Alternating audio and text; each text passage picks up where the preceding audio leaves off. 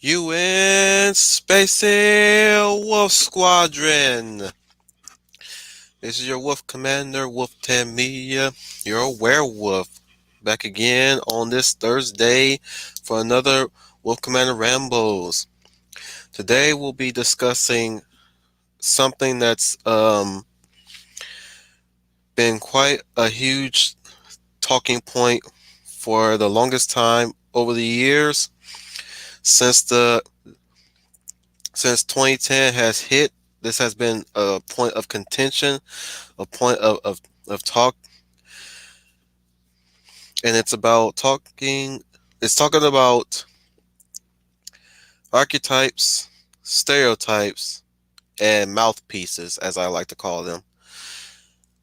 And what I'm going to discuss today is how do certain stereotypes stack against the stereotypes of old versus the new stereotypes from what was presented in the past versus what is presented now. And from what I've seen, what's presented now, it's not so different from what was presented way, way back. I'm not talking about somewhere in the middle where things did improve within the media or whatever medium that you choose to indulge in, especially through escapism. Well, what I'm going to discuss today is a very important topic that a lot of people keep talking about that I wish people would stop talking about because most of the times they have no idea what it is that they're talking about or what they think they're talking about. I'm coming from a point of view of what I've witnessed from the past, in the middle, and what is going forward in the future, of course. And that's the difference between what is been redefined and what's been restructured to the point where we have no they're trying to make it seem like we have no idea of what is construed as offensive to others or what they think could be an offensive imagery to others. They have this whole idea of what is offensive to the minority, to the outcast, to the other, what's offensive to the basically to the person who is different from the norm. They seem to believe that they have the right idea as to what they believe is bad for us. Like there are so-called sky daddies and sky mothers. They watch over us. They shield us. They believe that they can protect us. But they're wrong, ladies and gentlemen. They're completely wrong. Let me welcome to the chat right now since you guys have gotten bigger. We have the usual punctual man himself, Brian Gill Martin. We have the lovely Leia plus size. And we have the Guyver Patriot, Owen Lister. So far, I have three of my wingmen with me today. And Owen Lister has an important announcement to make. Let me highlight that real quick. Owen Lister says, "Hey Wolf, my phone is working again, but I don't know for how long. I'm still going to buy a new phone. I'm also going to try to be on my laptop more just in case. Are you off today, Owen, by any chance? Let me know. Let me know if you're gonna say something like that. Seems like I don't know if the lockdown has affected you too, buddy, but I know it's affected me. It's probably why you're here a bit more, but all the same, happy that you're here. Happy that you all are here. So where am I getting at with this topic of today? I'm going over the fact that these people. Sorry, I don't mean to use that phrase. I hate using that phrase, but you know these types. these types of people tend to have this narcissistic idea of what counts as offensive to other people and to them personally. So we're going to go over starting with the positives, which is the archetypes, and then move down the list from the archetypes to the stereotypes and to the mouthpieces. And hopefully I'll have enough time for you guys to get where I'm coming from with these topics. But let's go ahead with the archetypes. The hero archetypes starting with the hero archetypes, which is the as the Professor Geek has always said, the aspirational and inspirational hero. You have the aspirational, which is the one that you aspire to, and then there's the inspirational, which inspires you to being. Example being Superman. He is both inspirational and both aspirational. You aspire. Let me stop for a minute, guys, and address Schooner Tuna.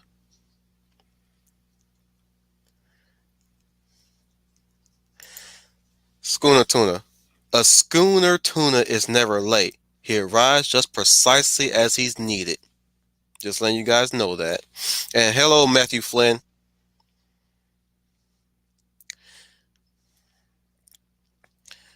And I like Brian Gilmartin's comment right here. Speaking of offensive, if anything, someone like Abby from The Last of Us 2 is more offensive to women than Kasumi from DOA. We're gonna get into that a bit too as well, Brian Gilmore. But while I'm talking, you guys can list some things that you would like to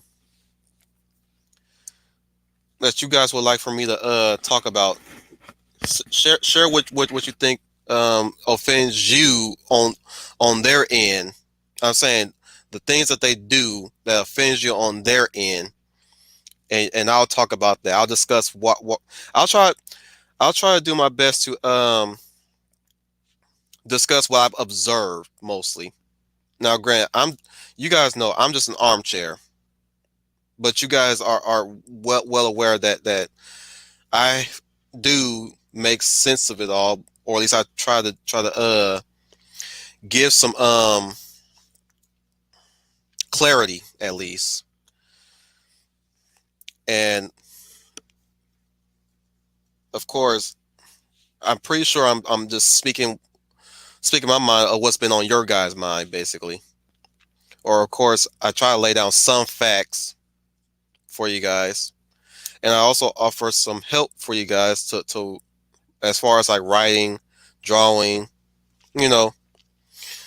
But you guys are here. I know why you guys are here. Pretty much, I know why you guys are here. I love it that we can sit here and have a chit chat about this. Have this kind of discussion. But where was I going with this? I was talking about Superman, of course. Superman, inspirational and aspirational. You aspire to be Superman. You aspire to do good. First and foremost, you aspire to be better, which it could come. You can doing better can come in many forms. Sorry, I got distracted with Owen's comment. I'm definitely gonna read that pretty soon. But you aspire to do good, right? It comes in a number of ways. It can come from personal training, personal responsibility, personal health care, personal conviction. Conviction being your religion, how strong your religion is, and how strong you worship religion faithfully. Personal health care, how well you're taking care of your health. Personal responsibility, what responsibilities do you take care of that you try to get, you know, what is really res- what you try not to take. Yeah, I cannot talk right now. What you're trying to take into consideration and take responsibility for, that what you took for granted. And of course, there's the what did I say? Body conditioning. You condition your body for that. You're physically conditioning your body. You're conditioning your body for those type of things. Those things can roll into one in your body within. You condition your body to commit to those type of things that you set out to do for for burying yourself. Superman inspires. You get inspired to do that aspiration, to follow in on that aspiration. You're inspired to fall into to that aspiration. Sorry guys, I'm a little hyper. Words are mixing up and getting all crisscrossy. Don't worry, guys. I feel strongly about this topic. I want to talk about this topic for a long time, but I'm like, my excitement is overriding my passion. It's mixing in. Obviously, it's due to this monster I'm drinking. I really shouldn't be drinking these. I know that, but it is. Here we are. Um, Batman, aspirational, inspirational too. Though I'm not the biggest fan of Batman, as much as I love him too. All the same, he can inspire you to face your fears. You aspire to face your fears. Actually, you aspire to stand up to that what you're afraid of. You aspire to condition your body to take a leap of faith, if you will, much like Superman as well. But Batman is that bravery within you to face that dark abyss that stands before you. You can go in there with the light in hand. You can either go in there blindfolded and maybe like trusting your senses to get through that, or you simply just stare back and don't blink. So that's what Batman inspires to do. What you aspire to do is to get up and take your fear and use it to push you into bravery. So if you stand around with your fear weighing you down, you should be carrying that fear to bravery. Your bravery will help you carry it.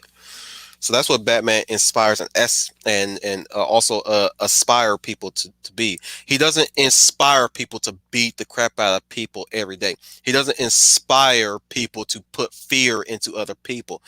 He inspires people to face fears, or use fears to face other fears, or use bravery to carry the fear that you hold in your heart. That's my take of Batman. By the way, that's just my take of Batman. You have your own take. You have your own thought process about Batman. I'm talking about inspirational archetypes in the mediums that we always love and read. The classics, the nostalgia. Conan, for example, is a very inspirational archetype. I wouldn't say he's a hero per se. He's a barbarian first and foremost. Now, things that he do is heroic. Sometimes heroic by circumstance, and by what he does defines him as a hero. But he doesn't see him. He doesn't often see himself as a hero. He's a thief. He's a slayer, and of course he hear the lamentation of the women.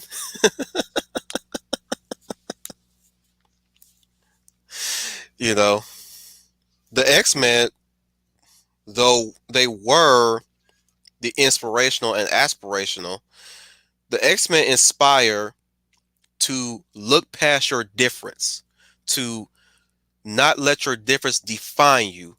Your difference is not what is your identity. Your difference is not what necessarily what makes you unique, but it does make you stand out among the crowd. What you do outside your difference is what makes you also stand out from the crowd.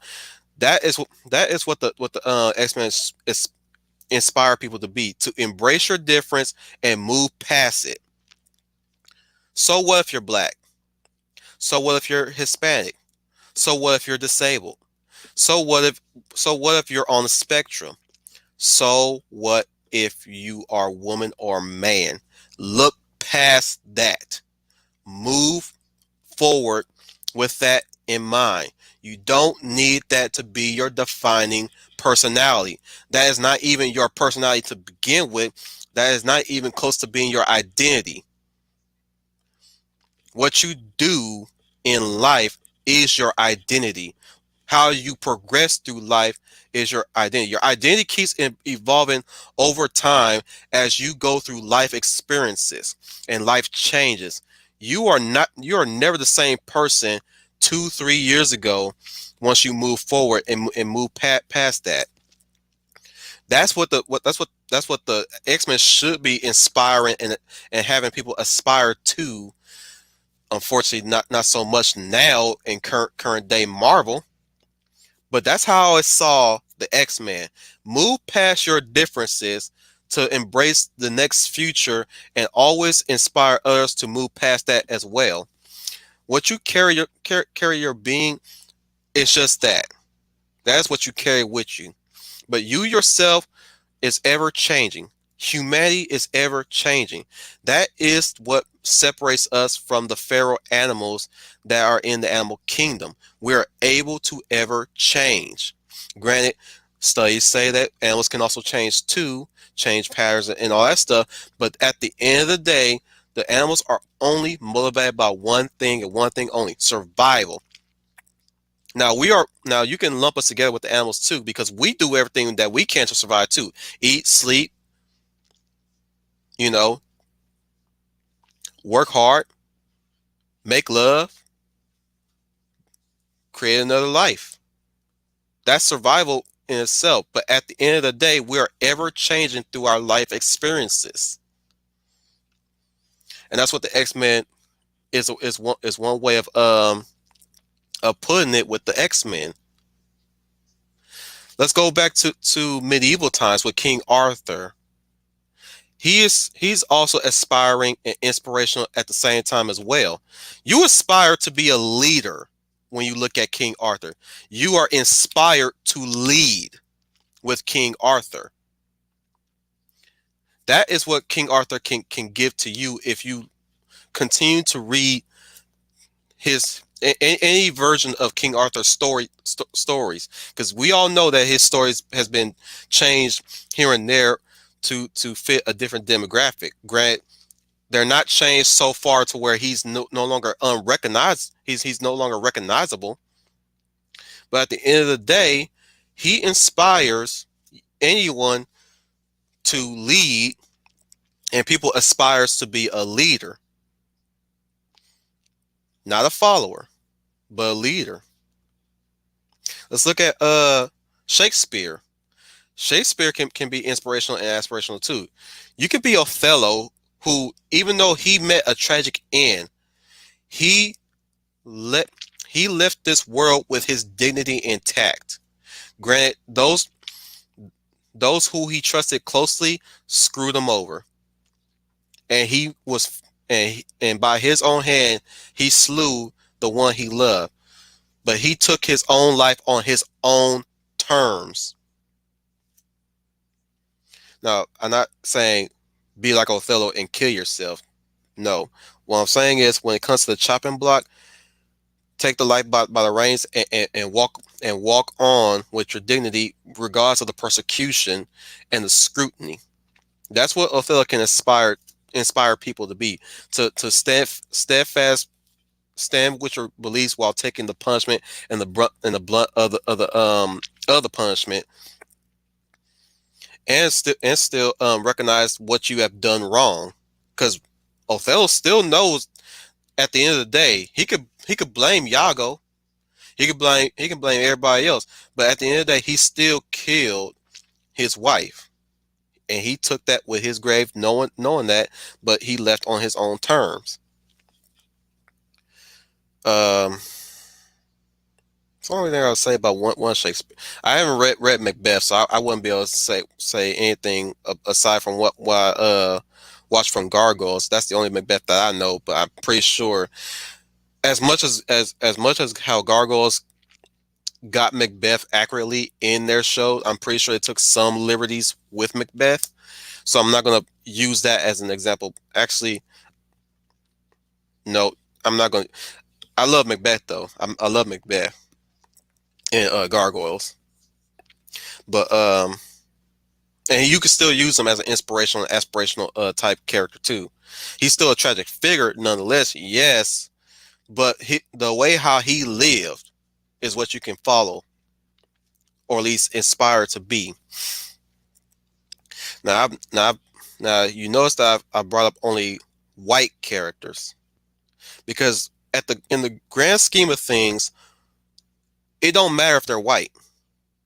What matters is what the values that resonate with you that they lead with. And yet they have you believe that if you're black, you're supposed to not like these characters. Who are you to dictate to anybody outside of their race what they're supposed to like?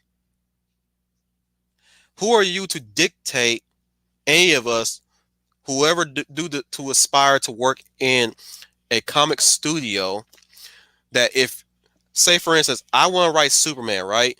Oh no, we're gonna make you write Black Lightning, but I want to write Superman. No, since you're black, you're gonna write Black Lightning. No, I just told you I want to write Superman. Well, we're gonna sell you with the black Superman. No, I don't want the black Superman. I want the Superman. I do not care about the black Superman from Earth, whatever universe. I want to write Superman.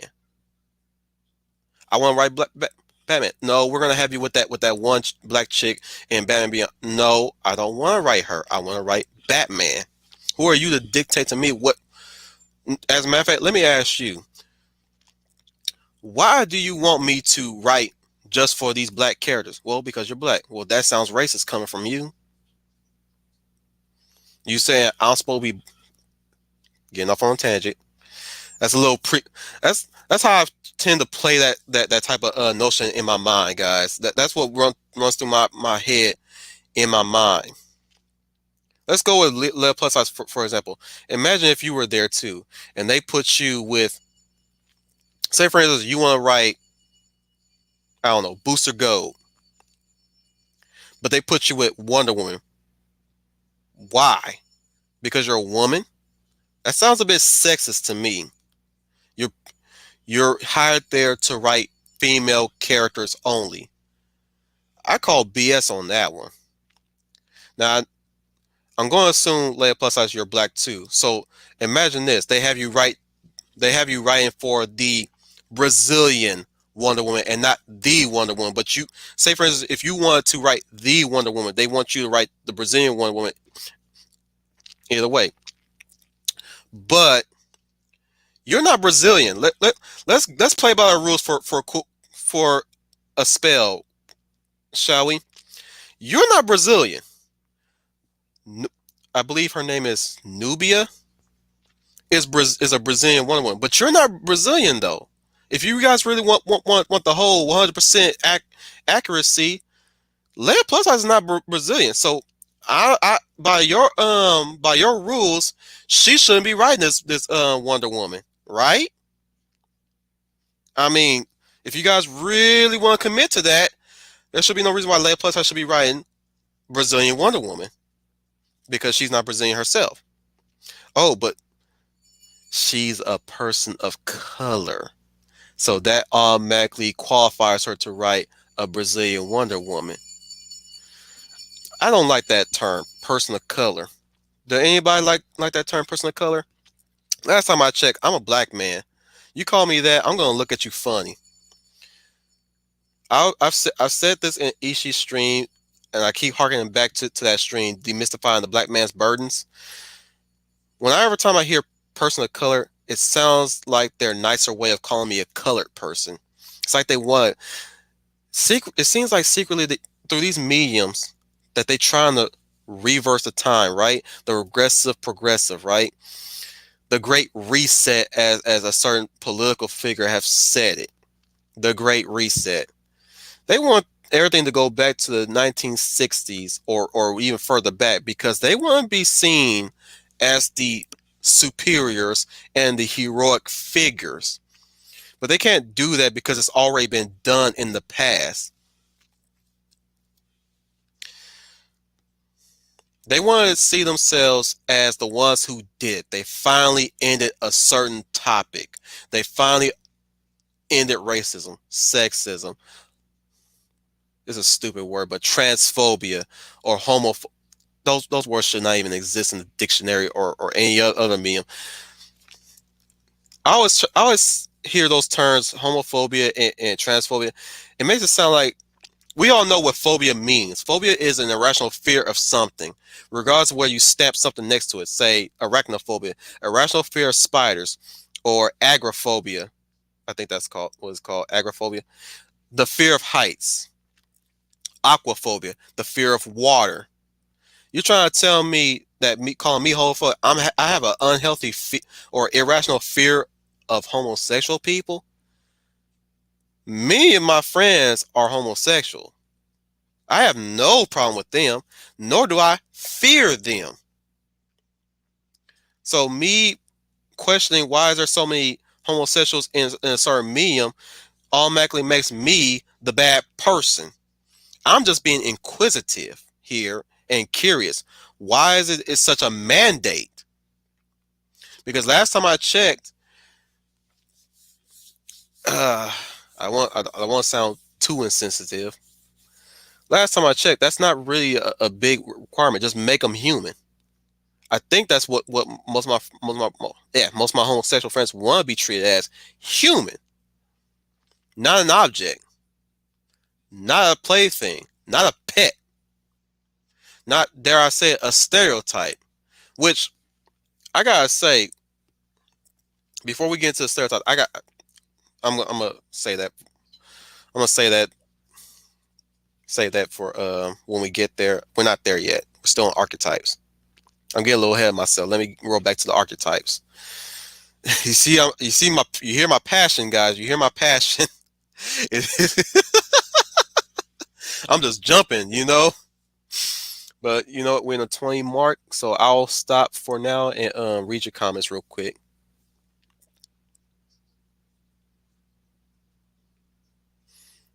Start from the top, now we're here. Start from the top, now the whole team here. Start from the top, now we're here. Start from the top, now the whole team here. All right, let's start with layer plus size. What's getting on my last nerves is taking characters I love and race swapping them, thinking I will love them more. Yeah, it's a bait. They do it to bait to spoil us to think that this is this is what they want us to do. They want us to make us feel good that a black character is wearing Superman's clothes or Batman's clothes. That's not the case, especially when it comes to the whole the Batwoman race swap with that terrible Batwoman show. I'm looking at that like I'm supposed to be happy about that,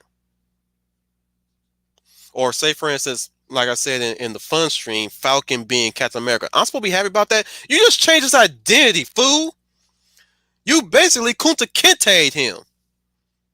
In my eyes, that's what you did. You Kunta Kinte'd Falcon.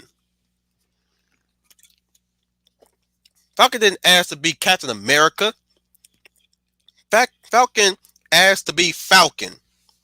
It's the same thing with what's another race swapped character that they done. Hulk. I didn't ask for Hulk to be Asian. That's another thing that bugs me about the race swap. They act as if they act as if minority characters cannot hold a story by themselves unless you stamp a name, a famous name to them. They have no. It shows that they have no confidence in us at all.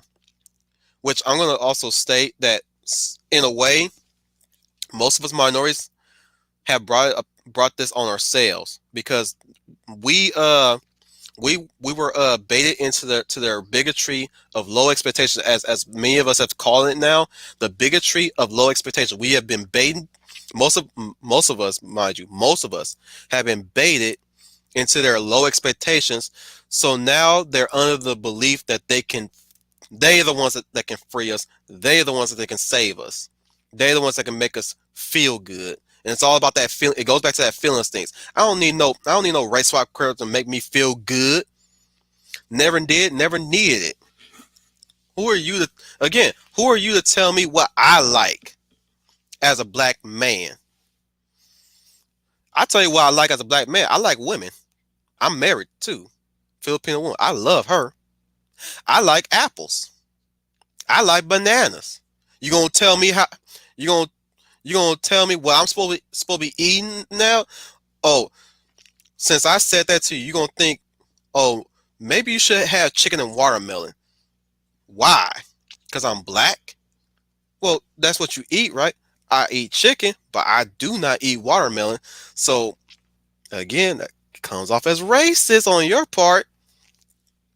Or say, for instance, a Hispanic person, you expect them to always eat tacos or nachos, what you think they eat, which they don't eat. They eat quesadillas, tamales. You know, I can't think of any other Hispanic or Mexican food. I'm afraid of butchering the language too, but still, I'm just saying. Point being, the race don't always eat what's traditionally geared towards their race. They eat other things. You know, uh, I like Brian Gilmartin's towards Atlanta plus. I totally agree. The race swapping thing is cringy and as it is hypocritical. It is cringy. And I will even add this. Now, whenever time I see a minority character on screen or in the front cover or something, I get cringe because we have been numb to the whole embarrassment of the race swapping and the POC pet that they push every single time in our face to a point where we don't even know if the minority led series or the minority led medium is any good or not, because we're afraid that now we're reduced to being an object and a talking point and a mouthpiece, which I'm going to get to a bit later too. Lay a plus size again. I'm all for diversity. To Brian Gilmore, I'm all for diversity, but not swapping one for another or putting down one race for another. You don't have to make every single character a person of color. Exactly. I like to call them minorities. I prefer the term minorities, but there you go. Or ethnic group, or a person of different ethnicity, more so than a person. That's the thing that they always talk about this color stuff. Color, color, bruh. Have you seen a real rainbow before? Do you even know what a real rainbow looks like instead of that flag that you trying to wave around for the alphabet community to like you? I'm sorry, Schooner Tuna. I guess what's the most offensive to me is the simple fact that it's more theme over substance, image over message, and coming off as more offensive than intended. Exactly. Next thing you know, they're gonna make the black people look like the minstrel black people. Because I'm hearing in the community that certain black people are not. I hear that if you guys were to see me IRL, they would hate me. They would look at me and frown. Why? Because I'm not the proper skin tone. I'm light skinned. I'm proud of to be light skinned, and I'm proud to be a black man. All right, but we should not be that divided within the community because and and they condition our people so much. I'm sorry, I don't mean to limit it to black folk, you guys, because up to this point right now, that's been a big stigma within the black community. I have never run into any other communities that ostracize any of their own because of skin tone. I've never came across Asians that ostracize Asians for at least mixing with black people to produce offspring that have a darker skin tone. I've never seen any Hispanics ostracize any of their ilk for even dating outside their race. Yeah, you get some scorn, and that's about it. But they don't. They never look at the offspring with contempt, to say at least. Or even dare I say it, I've never came across Africans who worry about that crap. But it's there. It's there. And my main point is that even again, harkening back to that stream, you guys really need to check out that stream on Ishii's channel if it's still there, because you know how Ishii's channel is. They they screw them over every once in a while. I'm not sure if that stream is still up, but if it is, check it out. But I did say this, that dang, I lost my train of thought. I was gonna say something. It might come back to me. Let me read more. I'm getting off into a tangent. Anyway, so I think that's when my brain started blanking and it's telling me, hey, you're tangenting. Stay on target. Stay on target. Stay on target.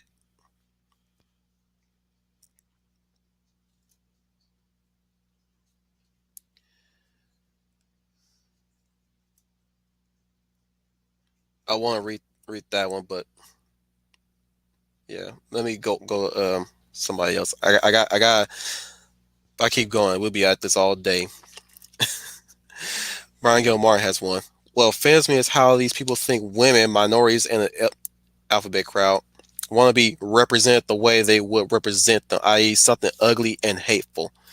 Yeah, definitely. Yeah, when they present them in the most ugliest forms. Fat, pudgy, wide-eyed. Yes, we have big lips, big nose, button noses, but what really irks me even more is the fact that they tend to say, for instance, if somebody try to put in a light-skinned black character, people get mad at them. You lighten up the skin. You trying to make them white. Uh, excuse me. If you want all black representation, why are you ignoring your light-skinned brothers? Why do you want to? You guys are talking about some. We're getting erased, erasure, race erasure, or whatever you call that nonsense. I'm like, you're erasing your light skinned family. Listen to what you're saying. You're erasing your light skinned brothers and sisters because you want to make yourself feel better for your darker skin. Which I never had no problem with dark skinned women. Never have. Two of my favorite black actresses are dark skinned. Grace Jones, Eartha Kitt, three. Pam Grier, beautiful dark skinned black women. All right, going to the LGBT crowd, I feel bad for them even more now than ever. Because now that, again, props, they're props and objects. They're not people.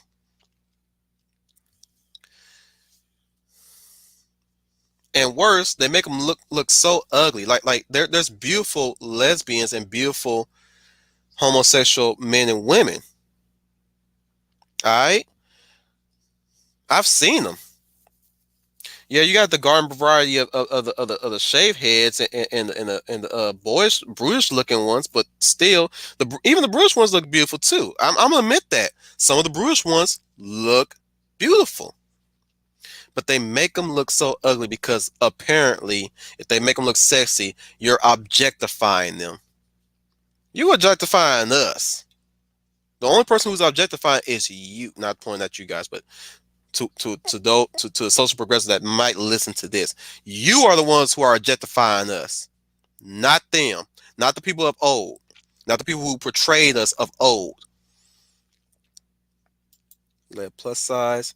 Good way to describe Batman. To face our fears. You got it. I myself am not a Batman fan, but I love 90s cartoon. Exactly. That's where I learned it from.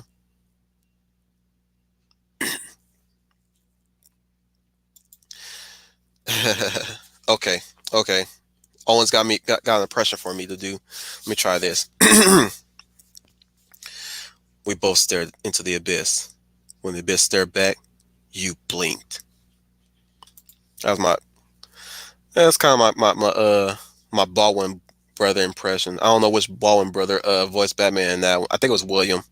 It might have been William that voiced Batman in Crisis on Two Earths, because they used a lot of the they used the other Baldwin brothers for the voice acting in the early DCAU animated movies, like Superman Doomsday. That was a Baldwin brother that Stephen. I think it was Stephen Baldwin that voiced Superman this time in Superman Doomsday. And I think it was William Baldwin that did Batman in Crisis on Infinite Earth, Two Earths, sorry, Two Earths, and New Frontier. Either him or Damian Baldwin, starts with a D. All right, Brian Gilmore. Mega Man inspires people to fight the good fight, even when it's unpleasant. Spider-Man inspires people to live up to their responsibilities. Exactly, exactly. And people aspire through Spider-Man. Spider-Man is really what Spider-Man really what makes Spider-Man real to people is the fact that he shoulders the man of the superhero. Excuse me, the burdens of the man and the burdens of the superhero. He has to juggle superhero work, bills, a love life, family life.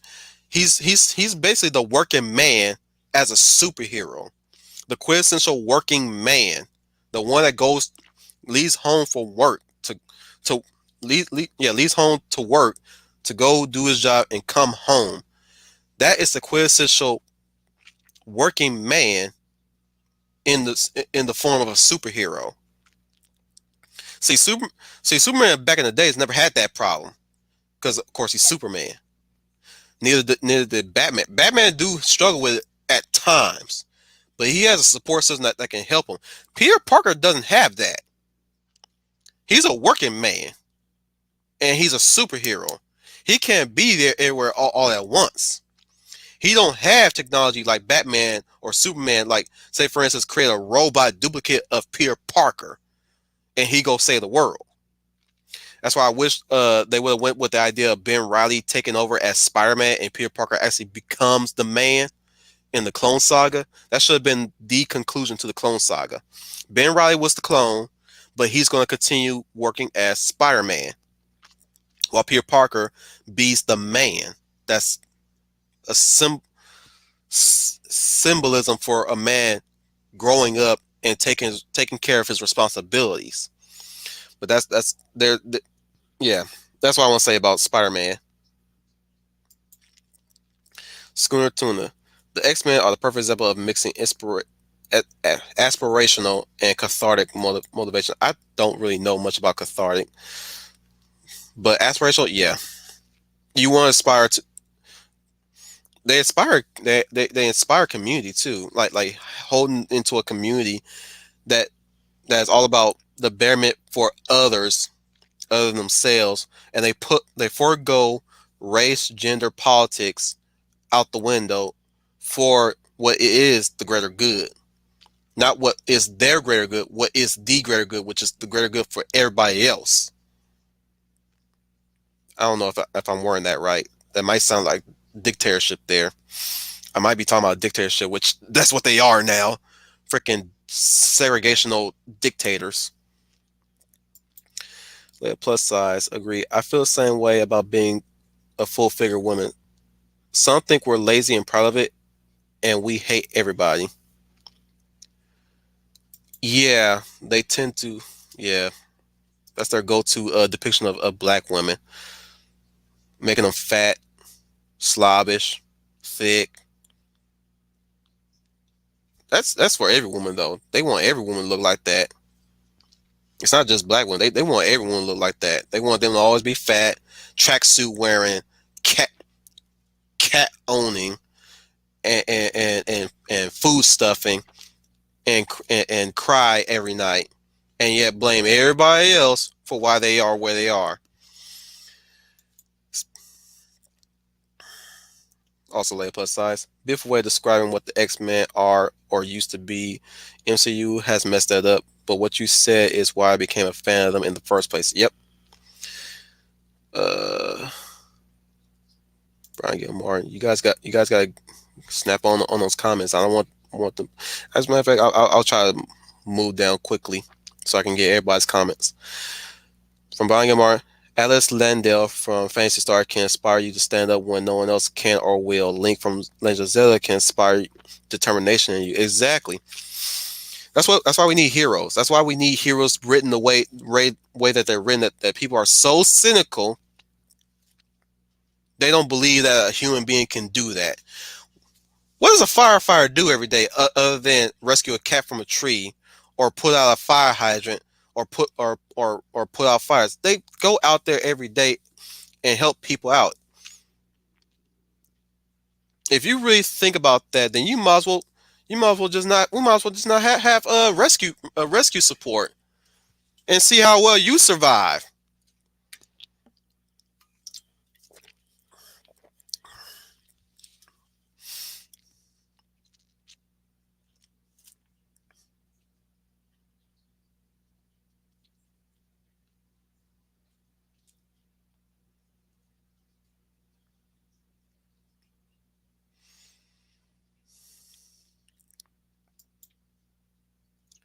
Amen, Wolf. Sorry, from Lay Plus Size. Amen, Wolf to Spider-Man is always Peter Parker, not Miles, whatever his name is. Morales. His name is Miles Morales. He's a good character. He was a good character for a time until now. I don't know what they're doing with him in the comics now, but they're trying to make him the worse. They're trying to make him the front runner of any Spider-Man story that has nothing to do with him. Same. I've never played the Spider-Man games on PS4 because I don't have a PS4, but I'm not anxious to get Miles Morales. Even if I did get a PS4 to play that Spider-Man PS4 game, I'm not excited for that. What makes you think I'm that excited for? Well, I'm excited for Cyberpunk 2077, which is next week, I think. Yeah, it's coming out next week. So yeah, I'm waiting for that mostly. Sorry, I supposed to finish your comment. Steve Rogers is Captain America, not Sam Wilson, period. And here's the thing. I don't mind legacy characters taking the mantle of superheroes. Make it organic. That's the thing.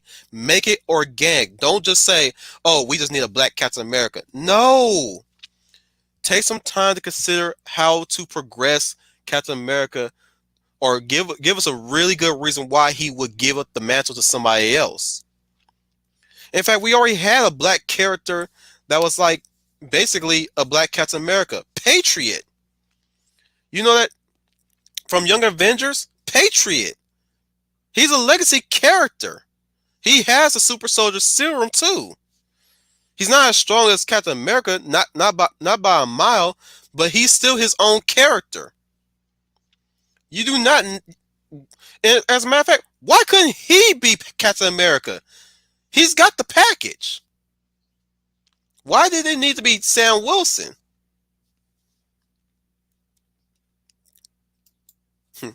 Brian Gilmore. Heck, just about anyone from Dynasty Wars can inspire you to go against the odds and face your trials. Well,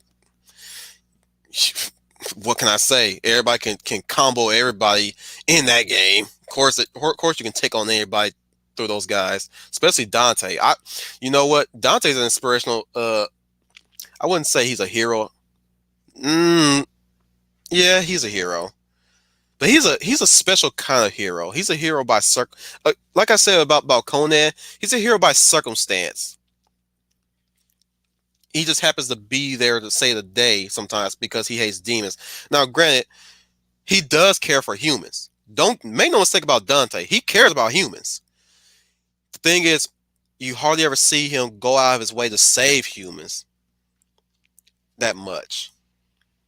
Or at least he comes in the tail end of a massive catastrophe. But but here's the thing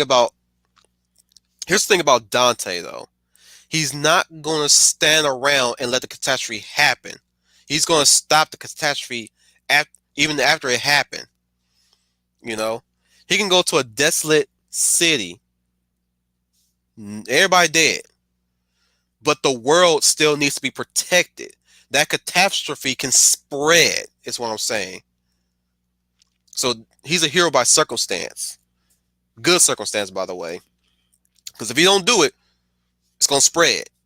He's got to save humanity.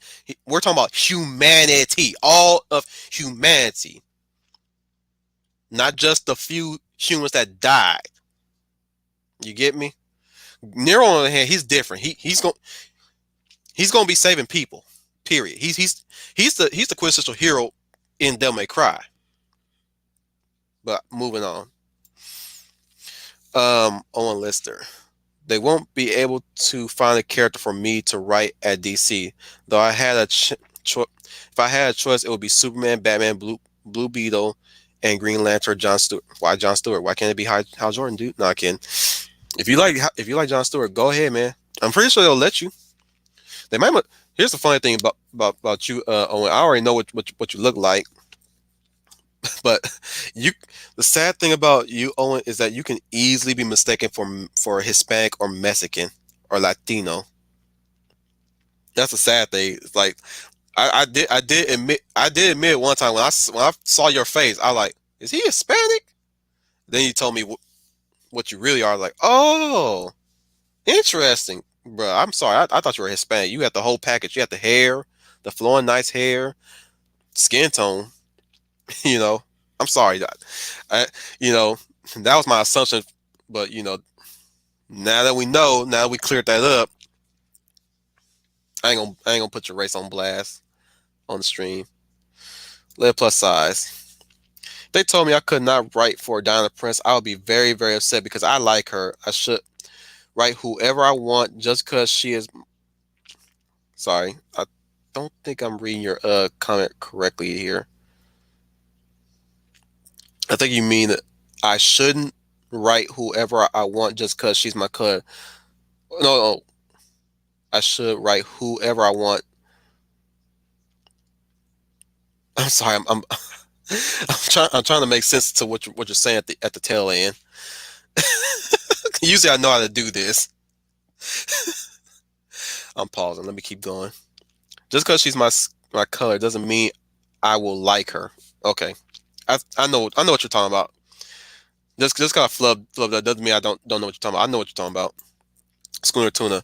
Carl John said these archetypes resonate with us because the lessons they give and the characteristics they have already within us or what we want to be, regardless of color, gender. These archetypes exactly. So continue to look to the classics as you will. Continue to do that, especially when you I don't.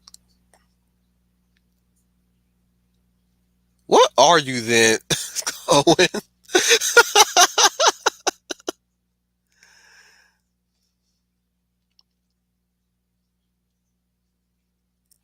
The comments just went down.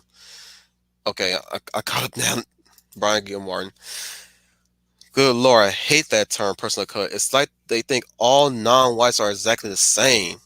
That's another thing I hate. That's another reason why I hate that because they're too ethnically lazy to even know what we are. Who, not necessarily who we are, but what we are.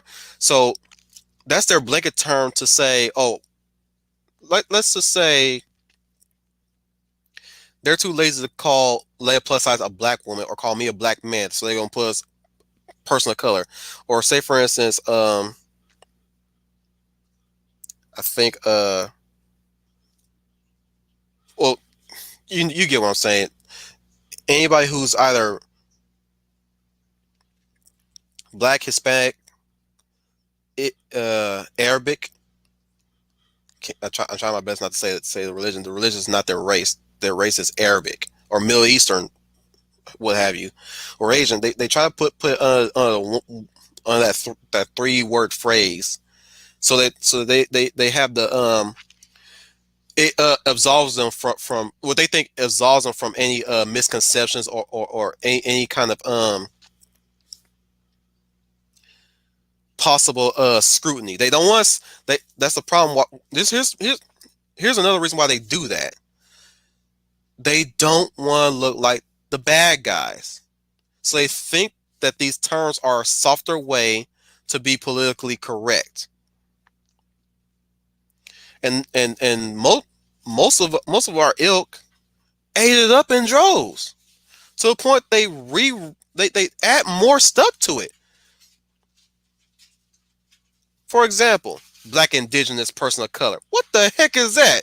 You trying to call me a savage? A a native? A person who wears the loincloth with the spear? Is that what you're calling me? Is that what you want to be called as? You want to be equal to the village folk that never progressed through? They just stayed where they were? Is that what you want to be? Is that who you want to claim yourself as? That's weird. They ate it up in droves. They're conditioned to be that now, and it's sad.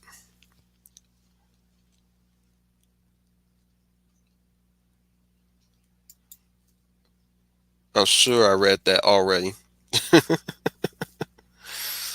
Brian Gilmore again. Sorry, guys. It's like movie Bob wanting Link to be a girl in the next Legend of Zelda. Link should not be a girl. I wouldn't mind a spinoff starring Zelda or Impa. I wouldn't mind that. I mean, will I play it? That's a good question. But I wouldn't mind it being there. Like I said, there should be always something for everybody. At least something for just about anybody to enjoy. Not necessarily just something for everybody, just something for anybody. So I wouldn't mind at least an Impa led game, or at least a Zelda led game. I wouldn't mind that. Like Princess Peach, Super Princess Peach. Never played Super Princess Peach, but I like that they went the extra mile to do that. Not saying that we should always do that, but still.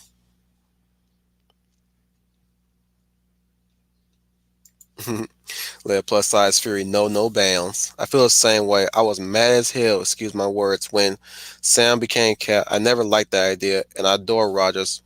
Marry him, give him babies.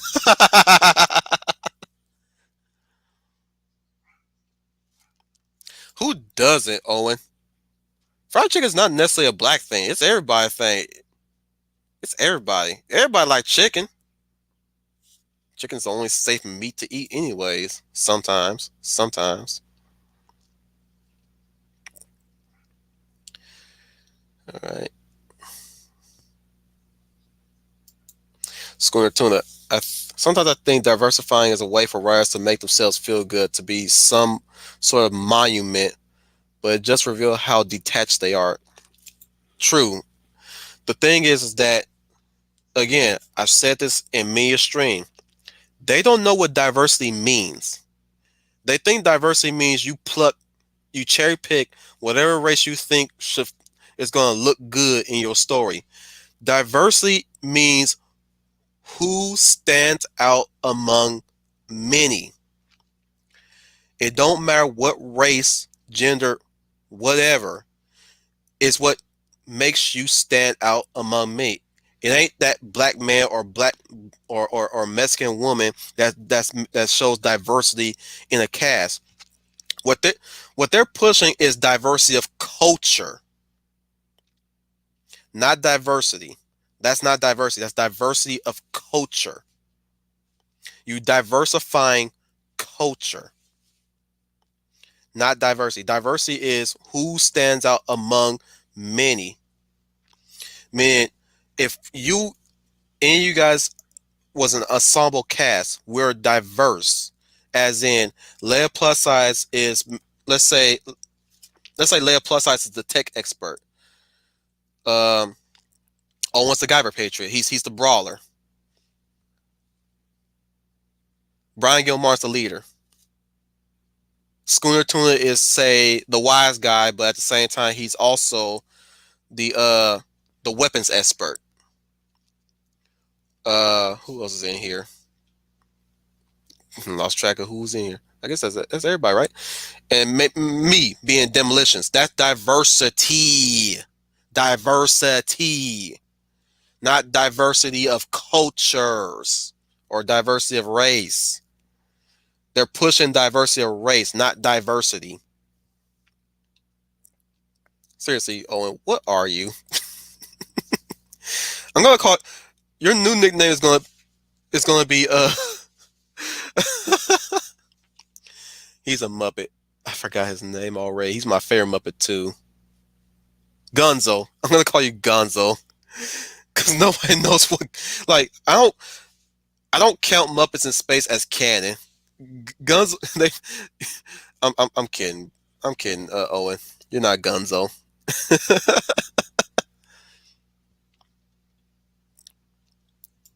Layer plus size. I to Schooner Tuna. I agree. I like to add. I think these SJW types are pushing their own insecurities off on us who are confident in who we are. That's an yeah, exactly. Schooner is actually congratulating on my choice of actresses. Yeah, yeah. You look at the pedigree of films, dude. I especially loved Grace Jones when she was in Conan the Destroyer. Oh my goodness, that's a woman. That is a woman. Pam Grier as Foxy Brown. That's a woman. Eartha Kitt as uh Catwoman, I guess. Let's go with that. That's a woman. That is a woman. Okay. I don't know who um what kind of Batman would he have voiced, but I agree with you, Owen. Any Baldwin brother could have been Batman, but I'm still like maintaining Kevin Conroy as my go to Batman voice. May he live a long, prosperous life. By the way, excuse me, I didn't mean to burp.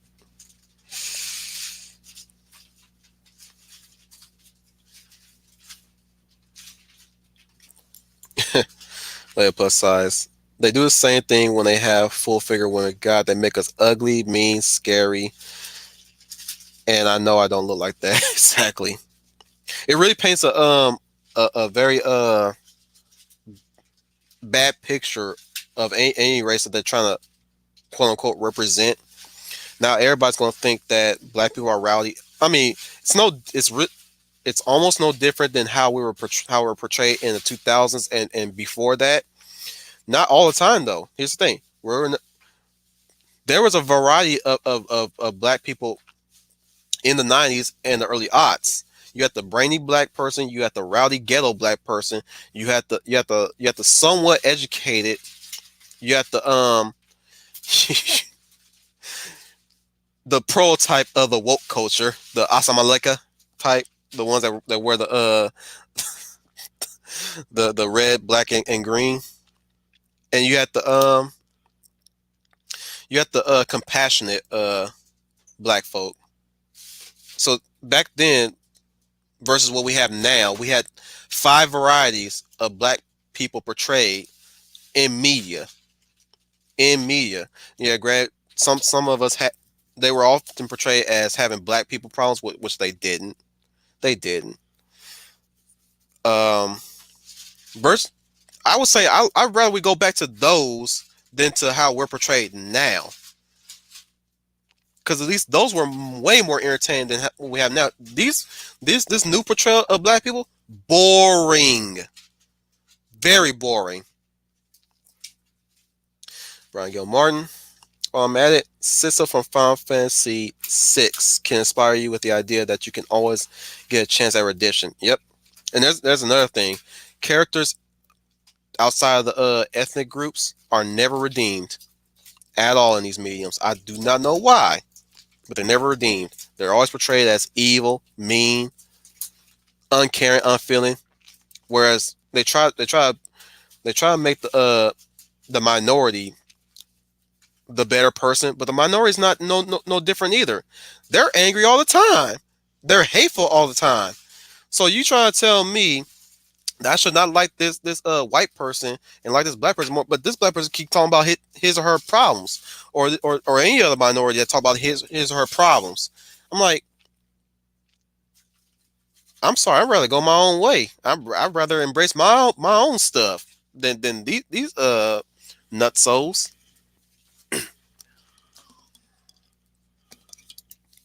They don't provide an out for us at all.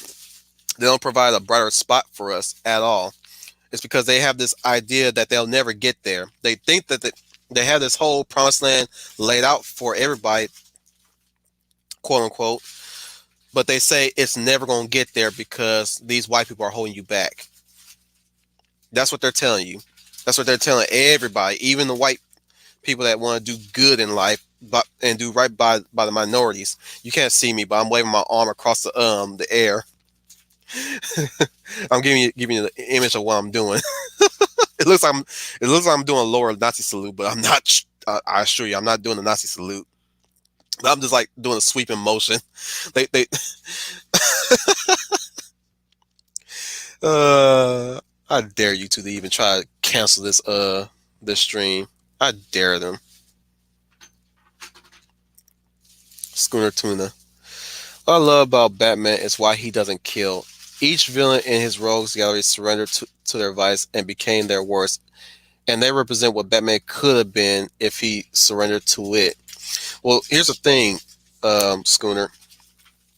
The no kill thing is is clearly the human aspect that teaches us to never ever be compromised, regardless of what the person did to us or to others around us.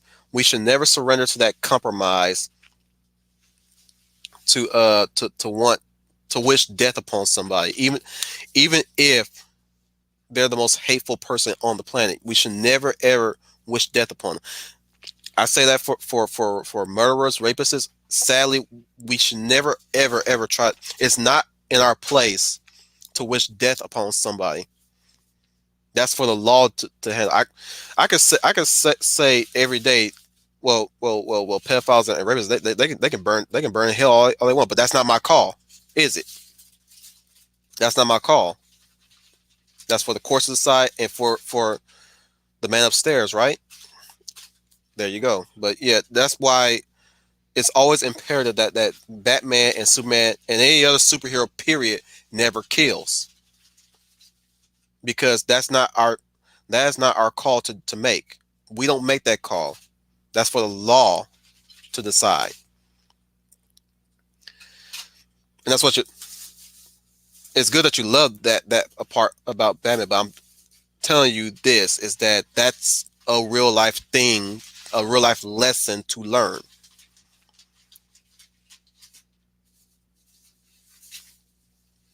Brian Gil Martin. This need to make women ugly and fat man hairs come across as misogynistic and misogynistic too.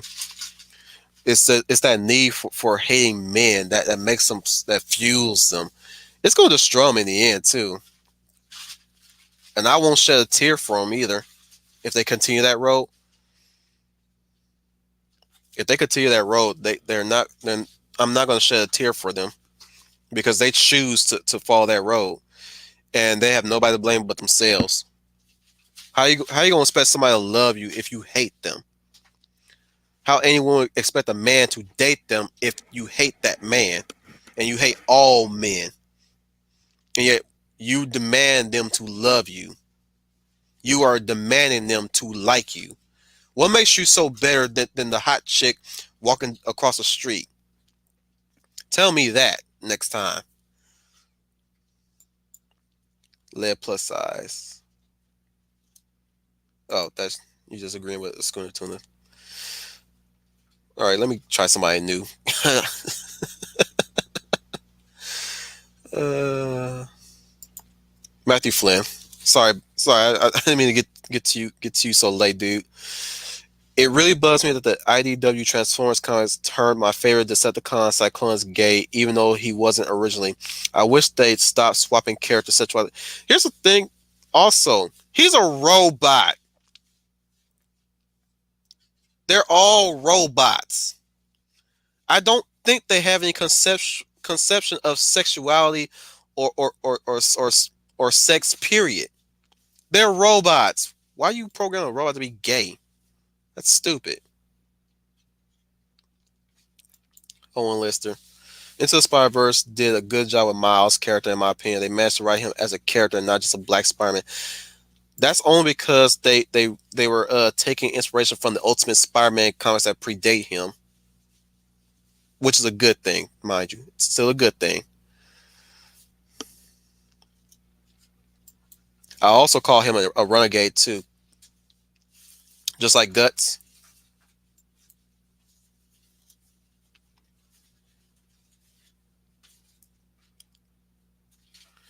Schooner Tuna. Also, diversity seems more like an excuse for SJW slash PC culture to scorn the heroes and the messages they try to convey. We're gonna get to that in the mouthpiece. And say hello to everybody. Everybody, say hello to Casey Scott. You hitting on me, Owen? Owen, is there something you need to share with the class? Not kidding.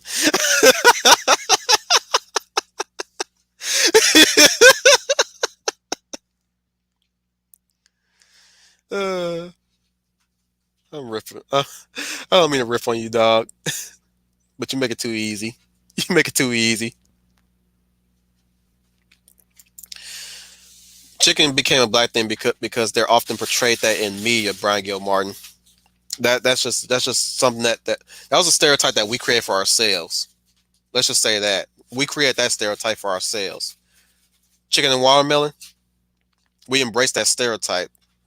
That's a stereotype that mind you, the stereotype predated way back then. I I need to retract. We didn't create that. We were portrayed as such. We ate chicken and watermelon as portrayed in the slavery days. That's what we fed on. It's that's what they're telling you in movies and cartoons of old. Is that that's what we ate, and we embrace that. Wife is fixing stuff. We embrace that stereotype to mixed results. That's why it's a quote unquote black thing. But technically, chicken's for everybody. Chickens is everybody's delicacy. Because if it's such a black thing, why is chickens everywhere in the world? Chickens for everybody. It's not just for black people.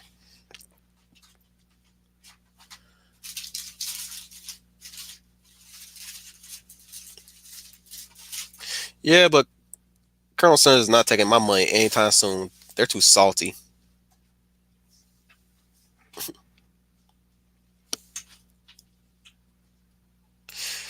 I like Brian Gilmore. Diversity of race is code for tokenism. It is tokenism what they're doing. Yeah, yet they want. Yet they want to. Here's the funny thing about people like this. They want to look to the early odds and way back when, and they're trying to claim that every black friend is a token, every gay friend is a token. But look what they've done now with the token. I think what they're doing is tokenizing than what we did back then, because at least the friend of the white person had personality and character. Capiche? What they're doing is really tokenizing, because we never I never looked to Moesha having a white friend and called her white friend a token white. Never did. She was her friend. I forgot her name too. That's the sad thing about it. I forgot Moesha's white friend. Or say for instance Sabrina having a black friend in the original Sabrina the Teenage Witch. She's not a token character. Neither was hmm, any of the black characters in the '90s cartoons are tokens. You know,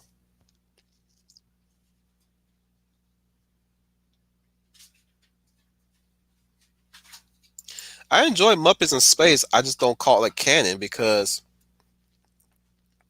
I pref- I was okay with it for a while, but now that I think about it, I think I prefer Gunzo. People not knowing what Gunzo is. I used to call him a dodo though. I used to think he was a dodo, but I prefer Gunzo not knowing what he is. I think that should stay a mystery, and I think that's what they did with the later Muppets movie. They never harkened back to Muppets in Space. It's a funny movie. Don't get me wrong, but like I said, Gonzo should remain his species should remain mysterious. He's the Not saying that that's his identity or anything. I'm saying that's what made him cool. Was that you could never figure out what he is. Like that was like the running gag for the Muppets. Like and Gunzo is whatever he is, or on the case of Muppet Babies, he was called a weirdo. All right, Gunzo. Kidding, kidding. Seems like Schooner has taken into his his moniker.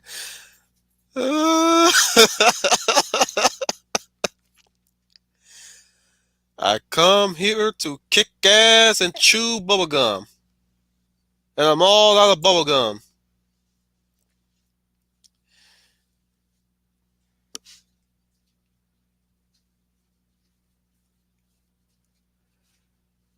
Uh, I don't know what the context of this,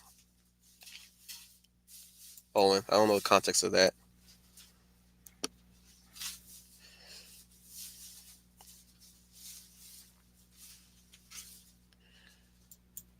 Matthew Flynn. 3 of my comic book characters are black heroes, and I'm white. That's fine. There's nothing wrong with that either. There's nothing wrong with that at all. Nor is it wrong for Leia plus size to like Steve Rogers, even though he's white. Who, who in their right mind is to tell you you're not allowed to like a minority character because you're white? And who in their right mind is to tell Leia plus size she is not allowed to like Captain America because he's white and she's black? That's stupid. That's gatekeeping, if you ask me. Leia plus size to Brian Gilmore. I agree. They don't even know what the word means. Diversity is code for get rid of all the white male characters. Pretty soon it's going to also get rid of the black male characters and so on and so forth. They'll keep changing the agenda that suits their feels. Okay? It's going to keep changing when they're along with their feelings. So if they feel like the white man is the evil, that's going to roll down to the black man, and it's going to roll down to the Hispanic man, and so on and so forth. They already had this idea that all men are dogs and evil. It's not going to just stop at the white man. It's going to roll down to the next pecking order, and they're doing it simultaneously, mind you. You've seen it all over the years. The boys are wearing the dresses. You got little black boys wearing princess dresses, sitting around with grown, ass women in princess dresses. So they're working their magic in schools. They're gonna work their magic in schools. They're starting in preschool, indefinitely, and they're really trying to really demasculate the male and emasculate the female. And it's going to really, really fall flat on their faces once they find out that the practice is futile.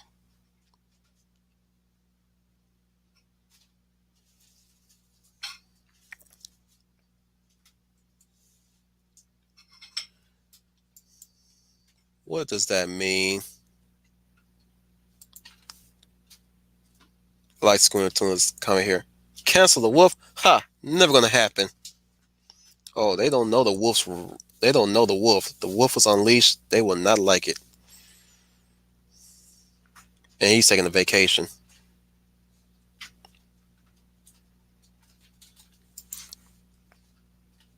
It can be, Owen. But point is, you go anywhere else, chicken is available. Depends on where you go to. I think I'm at the bottom now. So let's get into the stereotypes.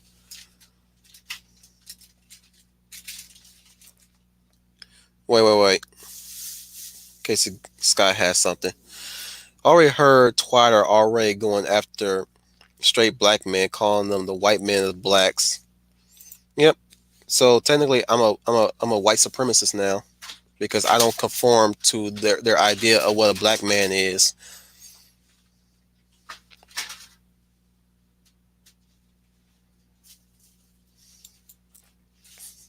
What I mean by cream pie, I mean by I know you.